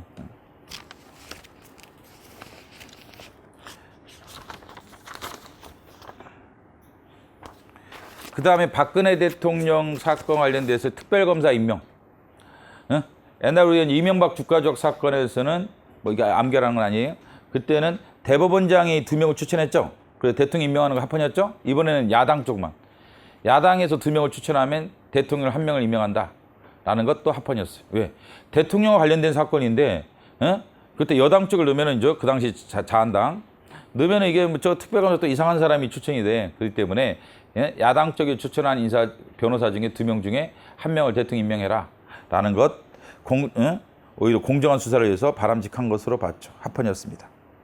1번, 형사 절차상에 제한된 범위 내에서만 적용되는 게 아니라 국가 자격의 기본권 제한과 관련이 있든 없든 간에 조심하시면 없어도 아니든 동그라미 없어도 모든 입법 행정작용이 광범위하게 적용된다. 뭐는 적법 절차. 기본권 관련성이 없어도 기본권이 관련이 없는 작용에도 기본권과 관련이 없는 작용조차도 뭐가 적용된다? 적법 절차는 적용된다. 기억하시기 바랍니다. 실제 이 판례 많죠 사실은. 기출도 있어요 잘 보면. 기본권 관련성이 있는 거에만 적용되는 건 아니에요. 그래서 오로지 지금까지 적법 절차는 탄핵소추 절차를 빼놓고는 다 적용되었었던 거죠. 그러면 자 이러면 맞아요? 탄핵소추는 입법행정사법 모든 국가작용에 적용된다. 이게 맞다고 봐야 돼. 탄핵 수수를 떠올리면 안 돼. 위험한 애들이에요. 참 위험한 애들. 모든 국가작용에 지배한 원리다. 아유, 판례가 엄청나게 많아. 이런 표현이. 엄청나게 많은 거죠. 판례 찾아보면 엄청나 기출도 엄청나게 많아. 영어로. 영어로 답하셔야 돼. 탄핵 소추를 떠올리면 안 돼요. 응? 탄핵 소추를 떠올리면 안 돼. 응? 탄핵 소추를 떠올리면 안 돼. 탄핵 소추 나오면 탄핵 소추를 답하세요. 제발. 구별의 기준을 가지고 답을 때려야 돼. 꼭 이상한 애를 가지고 답을 해. 탄핵 소추가 하나 있는데. 그러면 시험 더 봐야 돼. 1년. 알아서 하세요. 적법절차 그냥 그냥 일반적인 모든 하면 맞는 거야. 물론 이제 어떠한 경우에 애 없이 이렇게 나오면 탄핵 소추를 포함해서 풀어야 돼. 그건 맞아요. 근데 그런 용어가 없는 한 헌재가 계속해서 모든 국가작용에 적용된다라고 계속 말하고 있기 때문에 그때는 다른 의미로 하는 거야. 근데 그게 뭐 국문학적인 문제라 내가 설명드리기 힘들다. 여기서는. 그래서 정신 차리시고 변호인이 되려는 자, 피의자 적용 등은 2월달 판례죠. 뭐 시험에 나온다 봐야 돼. 이것도 8월이나 10월 둘 중에 하나는 무조건 나오게 돼 있다. 벌써 이게 나오자마자 기억 안 나세요? 4월 달에 국회 시험에 출제가 됐죠. 출제가 바로 됐어. 내가 3월 달에 모의고사 내놨어. 이게 4층에서. 4층에서 이미 내가 모의고사를 내놓은 거예요. 나오자마자 나오겠더라고요. 그랬더니 넣어놨더니 국회직에서 바로 나왔어요. 근데 내 생각에는 그때는 디테일하게 정리가 안 돼 있었어. 출제자들이. 근데 8월 달이면 충분히 준비가 된 상태에서 출제에 들어올 거다. 근데 내가 3월 달에 케이스로 내줬는데 그 케이스보다 더 심각하더라고. 내가 이번에 문제를 만들어 보니까 내가 내준 문제도 완벽하지 않았던 거야. 그때 내가 한 문제를 내줬는데 1, 2, 3, 4로인가 5로 내줬는데 그보다 훨씬 지문이 많아. 나올 만한 게. 깜짝 놀랐어. 이번에 내가 판례를 정확하게 읽어보니까 와, 이게 뭐 출제될 게 뭐 한두 개가 아니라 이런 생각이 들어요. 그래서 꼼꼼히 보고 들어가야 한다. 그래서 이 관계 법정까지도 읽어봐야 돼요. 이게 도대체 무슨 얘기를 하는지 이 법정을 봐봐야 이해가 돼. 그래서 이게 심판 대상은 형집행법은 청구가 됐는데 각하가 되고 형사법은 관계 조항이 불과한 건데 같이 한번 읽어보라는 거야. 봐보세요. 이게 적용되는 영역이 다르다는 게 지금 이 판례의 포인트야. 시행령 58조는요. 수용자의 접견은 매일 가로치고 공휴일 법무부 장관이 정한 날을 제하고 국가공무원법 법무 규정에 따라 근무 시간에서 한다. 그래서 기존 판례에서 현충일 사건이 있었죠. 6월 6일 현충일 때 특정 접견 시간에 접견을 거부하는 것은 허용될 수 있다? 그랬죠. 이 법정과도 관련 있는 거예요. 그렇죠. 가로치기 해서 뭐라고 했어? 공휴일 제한다고 돼 있잖아. 근무 시간에 해라. 근무 시간에. 밤 12시에 접견 신청하지 말고. 밤 12시 와서 접견해달라고 변호사가 말이야. 신청하면 공무원들 어떻게 하냐. 그렇죠. 밤에 몇 명 남아있지도 않은데. 그렇기 때문에 근무 시간에 해라. 근무 시간에. 접견 신청 근무 시간에 해라. 이런 얘기인데 이거는 수사 과정 얘기 아니라 이제 구치소에 있을 때야. 구치소나 교도소에 있을 때. 구치소에. 자, 재판을 받는 피고인이 구치소나 교도소에 있어. 구치소에 있어. 서울 구치소에 있어. 지금. 그때 이제 접견하러 왔어. 변호인 접견하러 왔어요. 그때 적용되는 거야. 수사 과정이 아니라는 거야. 이 판례 핵심이 이거야. 이건 수사 과정에서가 아니라 이거는 수사가 아닌 일반 그냥 구치소에 있는 상태에서. 그럼 수사 과정은 뭐냐? 형사법인 거야. 이 형사법은 누가 하는 거야? 검사, 사법경찰관이 수사 과정이라면. 수사 일지는 검사나 사법경찰관 아니야? 그래서 경찰이나 검찰청에 가서 이제 수사를 받고 있어. 이 도중에 변호인 좀 접견해달라. 그럼 접견을 해달라고 해줘야 돼. 그때 누가 결정해야 돼? 피의자, 변호인, 법정인, 배우자, 직계, 존속, 어쩌고 신청에 따라 변호인을 피의자 접견하게 하거나 정당한 사유가 없는 한 신문에 참여하게 하여야 한다. 수사 과정이야 이거는. 그죠? 수사 과정. 근데 이 사건이 어떻게 된 거냐면 이렇게 된 거예요. 교도관이 이제 검사실에 데리고 왔어요. 내가 구금돼 있었으니까 내가 서울 구치소에 구금돼 있었어. 피고인이. 그래서 나를 어디로? 예를 들면 남부지검 검사 사무실에 데려온 거야. 응? 그래서 내가 변호인 데려는 자. 우리 부모가 이제 변호인 데려는 자를 붙여주려고 이제 변호인이 아직 안 된 사람 데려는 자에게 빨리 가봐라. 그래서 황당이를 만나서 피고인을 만나서 변호를 쓸 건지 한번 빨리빨리 결정하라 해라. 그래서 보내줘서 변호인 접견 데려는 자가 접견을 신청한 거야. 근데 교도관이 데리고 이제 왔었잖아요. 검사실에서 안 된다고 그랬어. 교도관이. 근데 교도관이 그렇게 할 근거가 없다는 거예요, 지금. 지금 수사하는 도중이란 말이죠. 검사실에 와 있는 상태잖아. 그렇기 때문에 교도관이 안 된다는 게 넌센스라는 거야. 그 교도관이 뭐라 하면 이걸 됐다는 거야. 형 집행 수행자 및 처우에 관한 법률 시행령을 근거로 두면서 이게 지금 우리 근무 시간은 6시인데 지금 6시 30분이다. 우리는 6시간 근무해야 되는데 나 공무원 모르냐. 공무원은 6시 끝나면 없어지는 거다. 그러니까 30분이니까 더 이상 접견 안 된다고 한 거야. 근데 지금 문제는 이게 적용될 게 아니라 형소법은 시간 제한이 있어 없어요? 없는 거야. 지금 위에 있는 형 집행 수행 처우에 관한 시행령은 근무 시간 중에만 접견이 허용된다고 돼 있는데 형소법에는 그런 거 없어. 그렇잖아, 그죠? 피의자 신문에 참여하게 해야 한다. 피의자 신문은 꼭 혹시 뭐 근무 시간만 해요? 새벽까지 한다 보면 검사실에 가보면. 그래서 6시 반에 이제 검사가 신문하려고 한단 말이죠. 그래서 변호인 대리자 와서 피고인 좀 만나게 해달라. 지금 피의자겠구나, 수사니까. 피의자 중이니까 피의자 좀 만나게 해달라. 접견해달라. 근데 교도관이 안 된다고 그랬어. 근데 교도관은 좋아. 뭐 좋다는, 옳다는 게 아니라 좋아. 근데 검사는 또 얘기한 거야. 검사 그러면 이게 내가 변호인이 되고자 하는 자인데 이게 피의자 만나게 해달라. 피의자 만나게 해달라. 근데 검사는 아무런 조치를 취하지 않았어요. 가만히 있었어요. 검사가 약간 회피한 거지. 교도관 너 먼저 했어?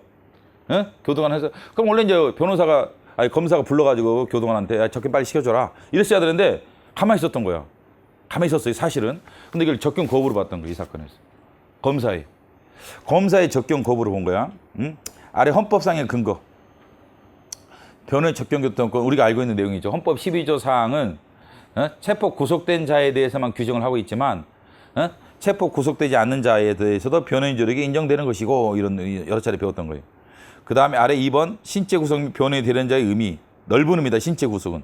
꼭 영장에 따라 체포된 사람뿐만 아니라 현행범으로 체포됐다든지 또는 긴급 체포됐다든지 뭐 이런 사람 다 포함해서 여기서 말하는 신체 구속으로 봐야 한다. 변호인 되려는 자의 의미. 뒷장.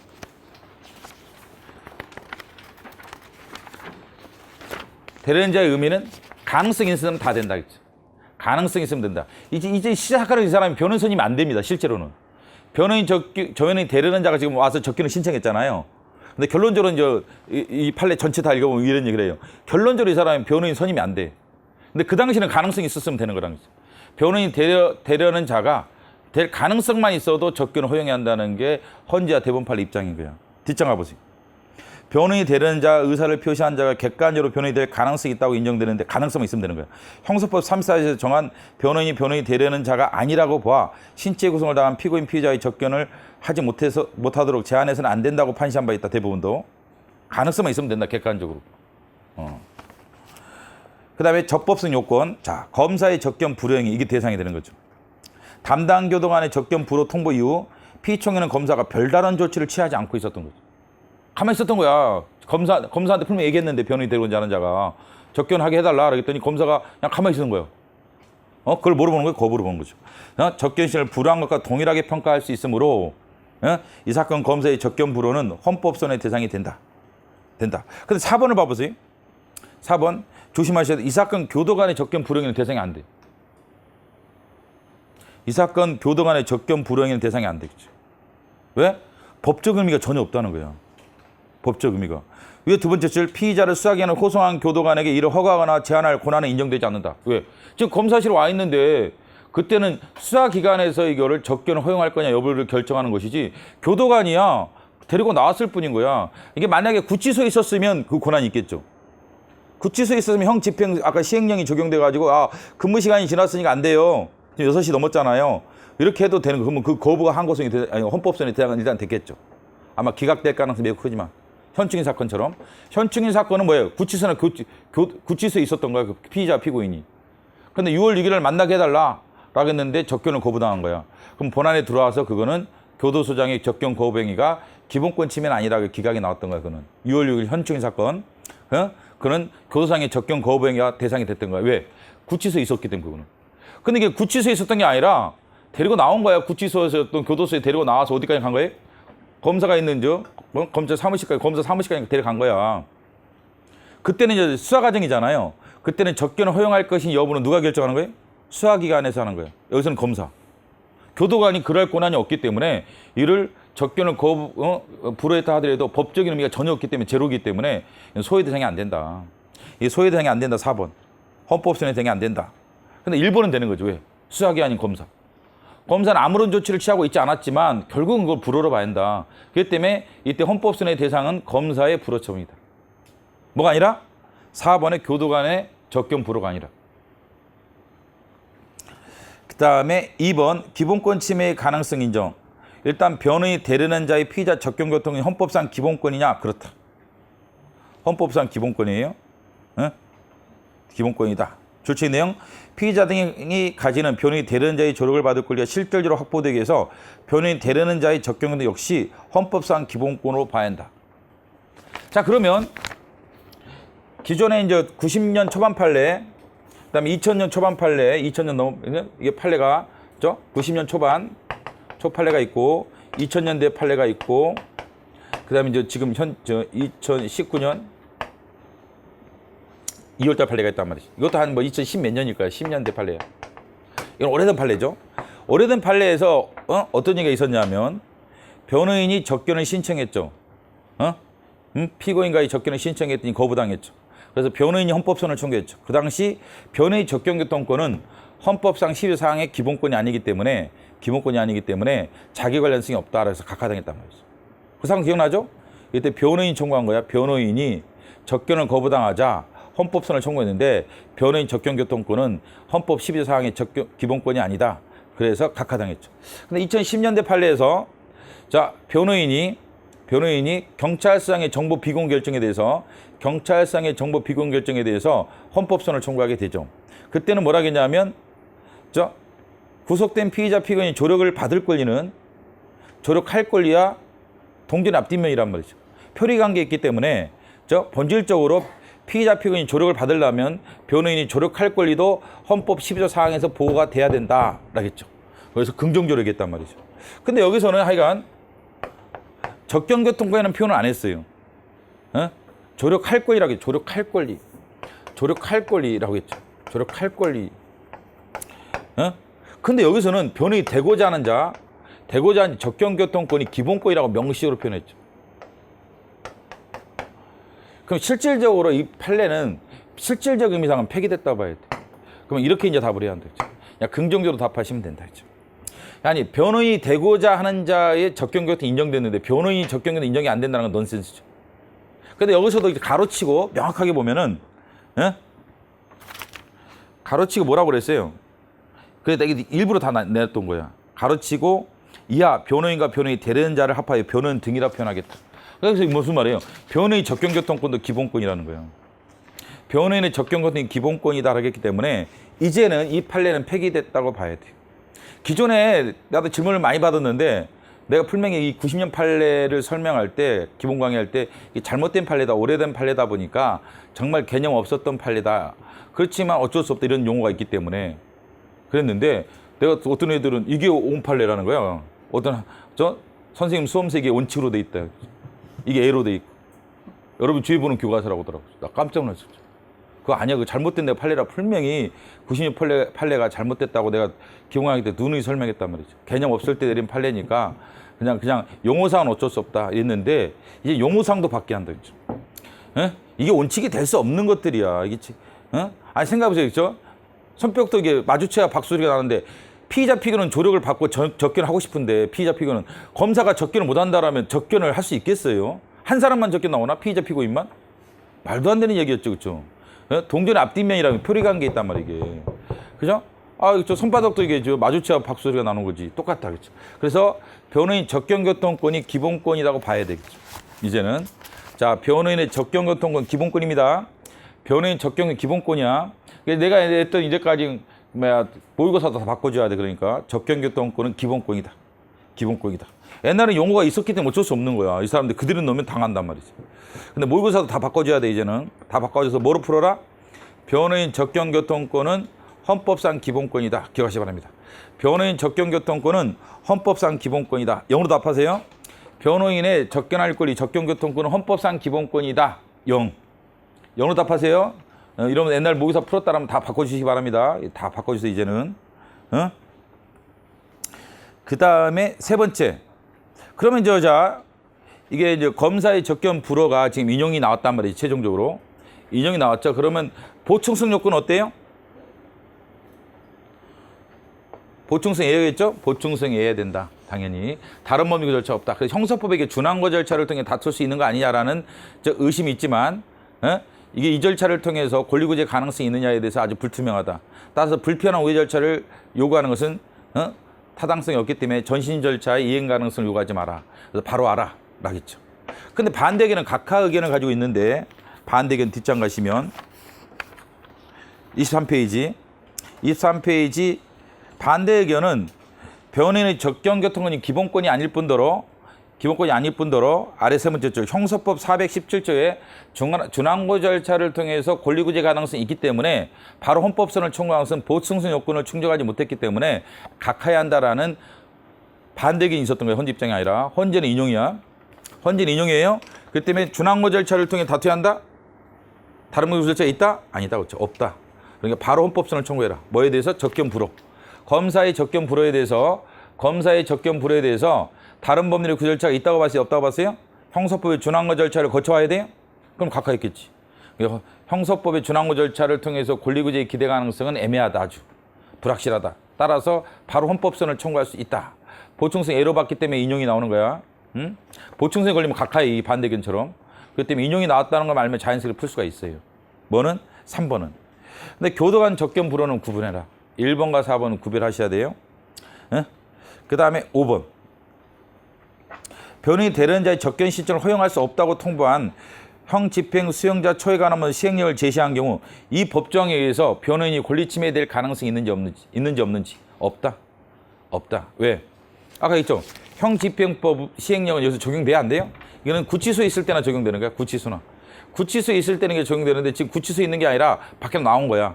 검사실에 왔기 때문에 이게 적용될 여지가 없기 때문에 변호인 데려고 하는 자가 적견을 제한받은 사유는 이게 아니란 말이죠. 이 형집행 시행령에서 제한받고 있지 않기 때문에 기본권 침해 가능성이 아예 없다. 이거는 변호인 데려고 하는 자의 적견교통권 제한을 받지 않는다. 이거로 그 얘기를 하고 있는 거예요. 제일 밑에 줄 이 조항을 근거로 해요.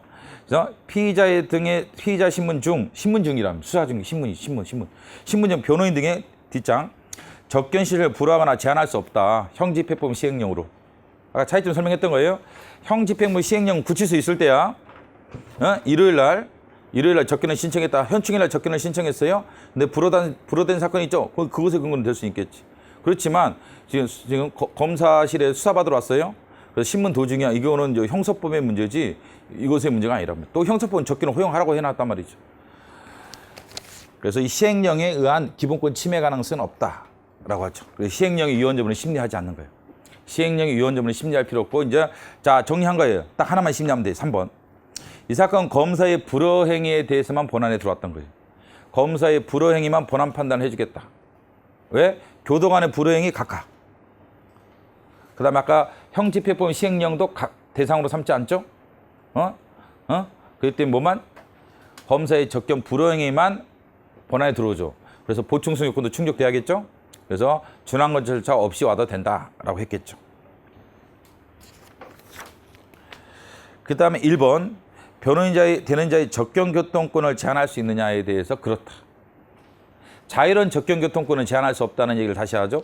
자율원 적견교통권은 우리가 어떤 사유로도 제한할 수 없다고 해왔는데 안기부 사건, 안기부 직원 사건 기억나죠? 그 얘기를 해왔는데 그 대신 적견교통은 제한할 수 있다고도 여러 번 얘기해왔다. 자율원 적견과 다르게 적견교통은 제한할 수 있다는 걸 여러 번 해왔다. 예를 들면 6월 현충일 날 적견 제한받은 거예요. 또 뭐가 있었죠? 법정 대기실. 법정 대기실에서 변호인 적견이 허용이 안 됐었죠. 다 그건 기본권 침해가 아니라고 나왔던 거야. 그래서 적견교통권은 제한을 받을 수가 있다. 라는 거죠. 근데 이게 제한할 수 있는 일반적인 가능성이 있죠. 근데 뭐로 제한해야 돼요? 법률로서 제한할 수 있다. 법률로서 제한할 수 있고 이는 변호인이 되는 자를 적견교통 역시 마찬가지로 법률로서 제한해야 한다. 그렇죠? 법률로서. 자, 그러면 법률에 근거가 있었느냐, 이게 접근 제한할 만한. 근데 여기서는 뭐로 근거를 드냐면 형집행법 시행령을 근거로 들은 거야. 근데 그게 터무니없는 얘기랑 아까 얘기했지만 형집행법 시행령은 구치소 있을 때 얘기고 지금 수사받는 도중에는 형집행법 시행령이 아니기 때문에 형집행법 시행령에 따라 지금 6시 30분이다. 근무 시간이 지났다. 라는 이유로 적견 제한할 수는 없는 것이다. 이게 법적인 근거 없이 한 거다. 그렇죠? 수사 중이니까 밤 11시면 어때? 밤 11시에 지금 검사실에서 지금 수사받고 있어요? 신문 과정이 있어? 그러면 적용된 제한은 형 집행법 시행령이 적용되는 문제가 아니란 말이죠. 그렇기 때문에 마땅히 근거 없었다 그렇죠. 이 마땅히. 줄치 내용 검사 사법경찰관이 그 허가 여부를 결정하는 피의자 신문 중 변호인 접견 신청한 경우에 적용되지 않고 형 집행법 시행령은 적용되지 않으므로 이 조항 시행령을 근거로 한 변호인 접견의 신청을 불허하거나 제한할 수 없다 할 것이다. 따라서 이 사건 검사의 접견 불행위는 헌법이나 법률에 근거 없이 이루어졌다 할 것이므로 법률 위반 원칙 위반된단 말이죠. 따라서 변호인 접견 교통권 침해다. 라고 해서 인용이 나온 거죠. 인용이 나왔다. 그래서 21페이지. 생각을 해보세요. 그렇죠? 형 집행 및 수용자 처우에 관한 법률 시행령 접견, 수용자의 접견은 매일 국가법무 규정의 제9조에 따른 근무시간 내에 한다. 이거 어디서 해? 구치소야. 구치소나 교도소 얘기란 말이지. 구치소나 교도소 얘기고, 자, 형사법은요? 수사받는 과정인 거예요. 예, 검사, 사법경찰관은 이렇게 나옵니다. 정당한 사유 없이는 신문에 참여하게 없는 한 신문에 참여하게 해야 한다. 여기 따라 참여하게 했어야지. 그런데 이제 헌재한테 뭐라고 한 거야? 형집행 시행령을 끊임없이 주장한 거야. 검사도 피고도 피청구인도 바보지. 피청구인도 바본 거야. 검사애들 그러니까 이 형집행 시행령과 형사법의 차이점도 모르는 거야. 나 이걸 보면서 깜짝 놀랐어. 아니 검사가 헌재가 다 물어본다고 그러면 피청구인 답변을 받아요. 그래 피청구인 그래 검사 왜 가만히 있었어요? 접견을 불허했죠? 교도관이 형집행 시행령 여기 따라 저도 아씨 이런 검사도 있다는 거야. 여러분은 공무원 되면 어떻게 하려고? 걱정스럽다. 공부 열심히 하세요 좀. 공부 열심히 해야 돼. 법 해석 같은 거 잘해야 돼. 우리나라 그러니까 이게 참 문제야. 공무원들 시험제도 빨리 바꿔야 돼. 그냥 법 해석만 내야 돼. 내보면 다 필요 없다. 그냥 법장 다 주고 다음 중 적용될 수 있는 법조항은 이 법정에 어떻게 적용될 것인가? 이런 경우 이 법정에 근거한 적용 거부가 타당한가? 이렇게 물어봐야 돼. 문제로 다. 법정은 다 주고. 문제 형식도 빨리 바꿔야 돼. 근데 절대 안 바뀐다. 응? 절대 안 바뀌니까 여러분 그런 거 기대하지 마시고 빨리빨리 암기식 공부 익숙해지고 준비하시기 바랍니다. 공무원 퇴직급의 제한. 이것도 의외로 시기에 말이 많아. 수험생들이 이거 내가 모의고사 내놨더니 막 옛날 판례를 헷갈려 하더라고. 구별을 못 한다는 거 수험생들이. 잘 구별을 해보세요. 자, 봐봐. 1번은 우리가 어떻게 보면 익숙하게 알고 있는 거예요. 최초 판례는 재직중의 사유죠. 그냥 재직중의 사유로 근거 이상 형이 선고되면 퇴직급여를 제한하겠다라는 공무원령 64조 제일 처음 헌법 불합치 결정이 나왔죠. 그 다음에 뭐로 바뀌었죠? 과실을 제외했죠. 헌재가 과실을 제한하겠으니까. 과실범을 제하고 이래가지고 근거 이상 형이 선고되면은 퇴직급여를 제한하겠다. 이건 합헌이었죠. 그럼 같은 법조항이 1번이야. 근데 과실범을 제하면 뭐랑 관계없다는 거예요? 직무와 관련은 없다는 거죠. 직무와 관련이 없을지라도 퇴직급여를 제한한다 그랬죠. 예를 들면 공무원이 지금 성범죄를 저질렀어. 성추행이든 한 성폭행이든 하기는 범죄를 저질렀어요. 근데 일요일 날 밖에 나가서 범죄를 저질렀어. 아니 이게 뭐 직무와 뭐가 관련이 있어? 직무와 관련이 없죠? 근데 근거 이상이 선고됐어. 퇴직급여 제한 받아요? 받는다 이겠죠. 퇴직급여 제한. 그래서 직무와 무관해도 상관없다. 과실범만 제하는 거야. 과실. 과실범은 제하지만 직무와 관련성은 요구하지 않는단 말이죠. 직무와 무관한 범죄로 근거 이상 형이 선고됐다 할지라도 범죄 종류를 불문하고 직무와 관련된 범죄냐 아니냐를 불문하고 해요. 퇴직급여를 제한하겠다는 64조야. 합헌이다. 그래서 얼마 전 판례와 똑같다는 거야. 그렇기 때문에 더 이상 할 말이 없다는 건지. 판례 내용이 별로 없어. 얼마 전에 우리가 합헌이라고 하지 않았느냐. 똑같다. 근데 갑자기 또 수험생 입장에서 직무와 관련성이 없다. 다른 판례라고 생각하고 이거 또 이혼은 결정하던데 이러지 말아야겠지. 이혼이라 생각하면 안 돼. 그거야 우리가 배웠던 얼마 전에 나왔던 판례 그거예요. 오히려 반대기 나오는 거죠. 왜 직무와 관련성을 요구하지 않냐 그죠? 뭐 이런 얘기죠. 넘어가지 마시고 그 다음에 2번이 더 헷갈린다고 수험생이 생각하는 것 같아. 내 보니까 이게 시행령인데 이 법률을 전제를 한 거예요. 64조를 전제를 해서 과실범을 제하고 근거 이상에 나오면 퇴직급여를 제한하겠다라는 것을 예? 근데 퇴직급여가 얼마냐를 다루는 법정이 2번의 시행령인 거예요. 법률은 얼마냐를 정확히 얘기를 안 했는데 얼마냐는 시행령이 지금 서 정해지는 거예요. 2번 봐보세요. 범죄 종합의 형의 경중을 가리지 않고 재직기간 5년 이상이면 근고 이상의 형이 선고되면 무조건 2분의 1. 퇴직 2분의 1을 감액한다. 재직기간 5년 이상이야. 오랫동안 근무했어. 근데 근고 이상이 나왔어. 그러면 퇴직급의 2분의 1을 감액한다. 근데 이제 수험생들이 범죄 종류의 형을 경중을 가리지 않고니까 과실범을 포함한 거 아니냐. 그렇기 때문에 이혼 때려야 하지 않냐. 이렇게 얘기를 하더라고. 아니야, 그렇죠. 예? 1번을 전제로, 1번의 요건은 살아있는 거야. 법률의 요건을 전제로 해서 시행령이 나온 거기 때문에 시행령 뭐만 규정하냐면 범죄의 종류를 다루는 게 아니라 과실범을 제하고는 이미 있는 거야, 법률에. 법률이 있고 다만 금액이 준 거란 말이지. 퇴직 금액을 몇 분의 몇 가지 감액할 거냐. 5년 이상이다. 그럼 2분의 1은 감액하겠다. 라는 법정인데 이건 합헌이 나왔어요. 그래서 과실범 그 판례가 아닙니다. 이 과실범을 제해야 되는데 말이에요. 왜 과실범이 없을까? 2번에. 그렇기 때문에 이혼일 거야. 그게 풀면 안 돼요? 1번을 전제로 해서 1번 같이 나왔잖아요. 지금 1, 2번이. 그죠? 그럼 1번도 심판대상이 됐던 거, 2번도 심판대상이 됐던 거야. 그래서 2번은 뭐야? 1번을 전제로 해서 시행령이 나온 거기 때문에 과실범 처음부터 제외돼 있었던 거예요. 2번에 그 문제에서는 이렇게 안 나오더라도. 그래서 여기 초점은 5년이랍니다. 재직기간 5년 이상 2분의 1까지. 2분의 1은 무조건 감액하겠다. 이거 합헌이 나왔다. 그렇죠. 오래 근무했으면 좀 책임도 많이 져야지. 그래서 2분의 1까지. 신고하지 않은 소득 금액이 50억을 초과할 때 100분의 30 합헌이었죠. 탈세자 100분의 30도 합헌이었어요. 그 다음에 60일 넘어 재개를 신청했을 때 지연기간에 대해서 소득 촉진 특례법. 재개 신청을 청구받은 60년에 이제 재개를 신청해야죠. 넘겨서 재개를 신청할 때 지연기간에 대해서 특례법 조항 재산권 침해냐? 아니다. 재결 신청을 지연하지 못하도록 하고 있다 했죠. 합헌이다 했죠. 60일에 재결 신청해야지. 안 하면 이자가 추가돼요. 토지 소유자가 수용 재개를 직접 신청 못 하죠. 행정법 할 때 수용 재개를 뭐 할 수 있죠? 사업 시행자에게 신청할 수 있죠. 수용 재개 신청에다 청구할 수 있죠. 그러면 수용 재개를 신청을 60일에 하도록 돼 있죠. 그 얘기예요. 안 하면 가산금 나중에 추가가 된다 했죠. 그래야지 빨리빨리 하게 되죠. 신속하게 진행하기 위해서 너무 신경 쓰지 마시고 이혼은 아니니까 너무 신경 쓰지 마시고 총포의 소지 허가를 받은 자는 총포 실탕 공포탕을 허가관청이 지정하는 곳에 보관하라. 예를 들면 경찰서, 경찰관서에 보통 보관하라 뭐 이런 거 있을 거 아니에요? 합헌에서 위헌이었어요. 위험한데. 합헌이겠죠? 딱 봐도. 그렇죠. 1번 제한되는 기본권 재산권 제한이다. 그렇죠.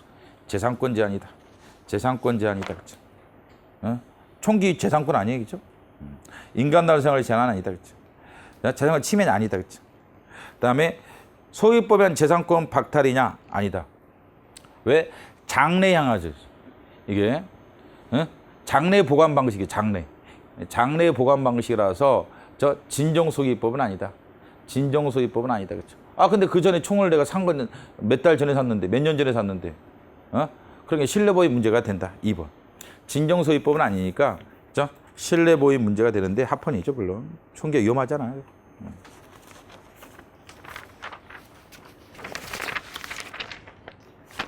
그다음에 직업의 자유. 근고 이상의 실형의 선고받고 집행이 종료된 날로 3년이 경과되지 않으면 중개사무소 개설 등록을 할 수 없다. 합헌. 게임을 이용한 도박행위, 사행행위 하지 마라. 몰수하겠다. 합헌.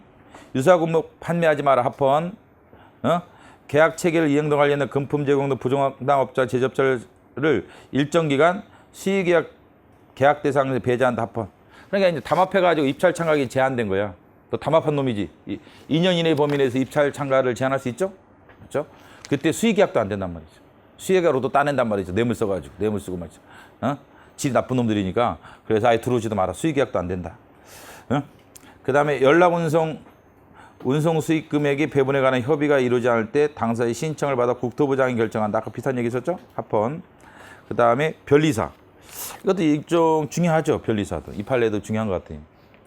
변리사 국가시험 계획 공고 중 실무형 문제를 포함시킨 실무할 때 이제 하는 거 있잖아요.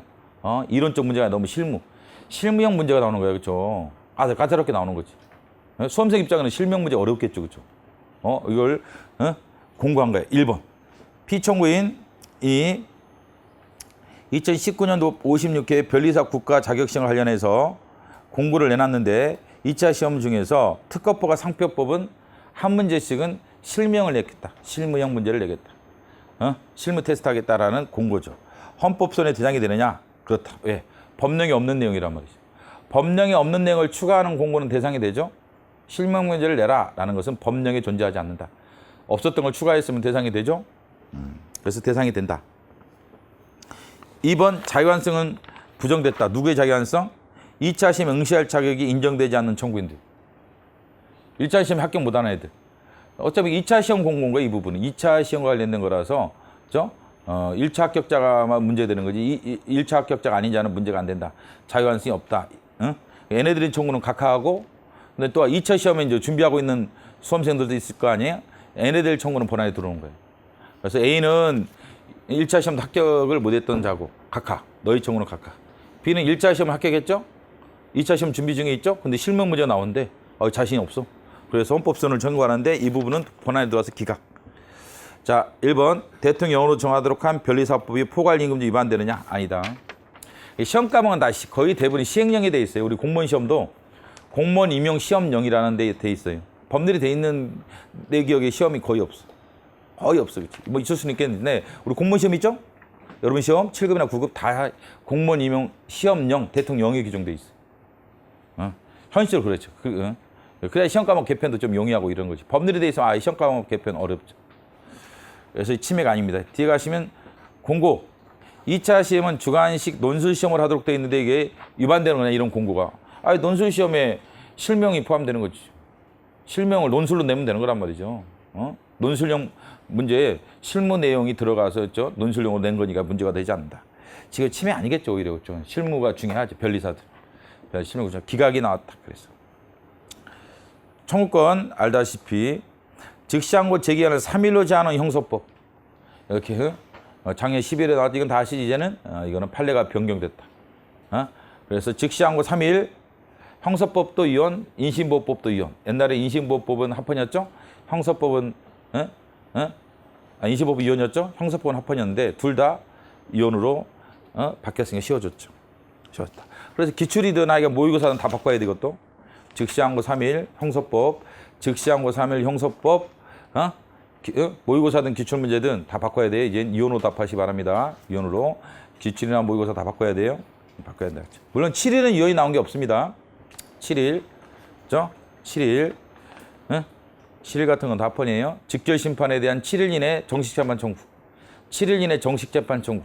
이건 다 합헌이야. 7일은 3일만 이혼이 나온 거죠. 뒤에 가시면 소장 준비 서류 그 밖에 소송 기록에는 청구 이유가 없음이 명백할 때 소송 비용 담보 적용이 필요하다고 판단되면 신청이 있으면 담보를 제공하도록 명하도록 한 것이죠. 그렇죠? 민사소송법이죠. 그래서 소를 제기한 놈이 소를 제기했는데 청구에 이용 없음이 명백해. 그러면 소송 비용을 나중에 패소자가 부담하죠. 그 원고가 질 가능성이 매우 크다면 내가 피고인데 말도 안 되는 애가 나를 상대로 소를 제기한 거야. 그것도 막 100억. 속가가 100억이면 이게 인지 엄청나게 계산해 본 거죠. 만만치 않다 그렇죠. 그래서 그때 차라리 담보 제공해라. 나중에 너 딴소리하기 없기다. 뭐 이런 거죠. 합헌인데 민사소송법은 이제까지 이혼인 게 없었죠.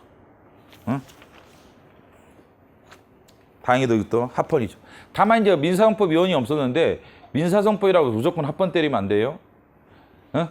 근데 이런 거 있었잖아요. 그렇죠? 위원회 결정에 대해서 동일했다라면 민사소송법상의 재판 화해가 성립된 것으로 본다는 국가배상법 재판청은 침해. 그래서 민정운동보상법도 정치적 손해 부분에 대해서는 배상청은 침해했죠. 그건 심판 대상이 민사소송법이 아니라 국가배상법, 특수임의 수행자법, 그다음 민정운동보상법, 세월호법 4가지가 있었죠. 그중에 이제 국가배상법 이혼, 그다음에 민정보상법 관련돼서 부분적 이혼, 정치적 손해 부분 이혼. 근데 그거는 심판 대상이 민사소송법은 아니에요. 근데 중간에 민사소송법이면 다 하나 나올 수가 있어. 민사소송법에 규정하고 있는 재판상 화해로 보는 국가배상법. 심판 대상 국가배상법이에요. 민정운동보상법. 심판 대상은 심판 대상 민사소송법은 아니에요. 이거는 물론. 잠깐만 쉬었다 하겠습니다.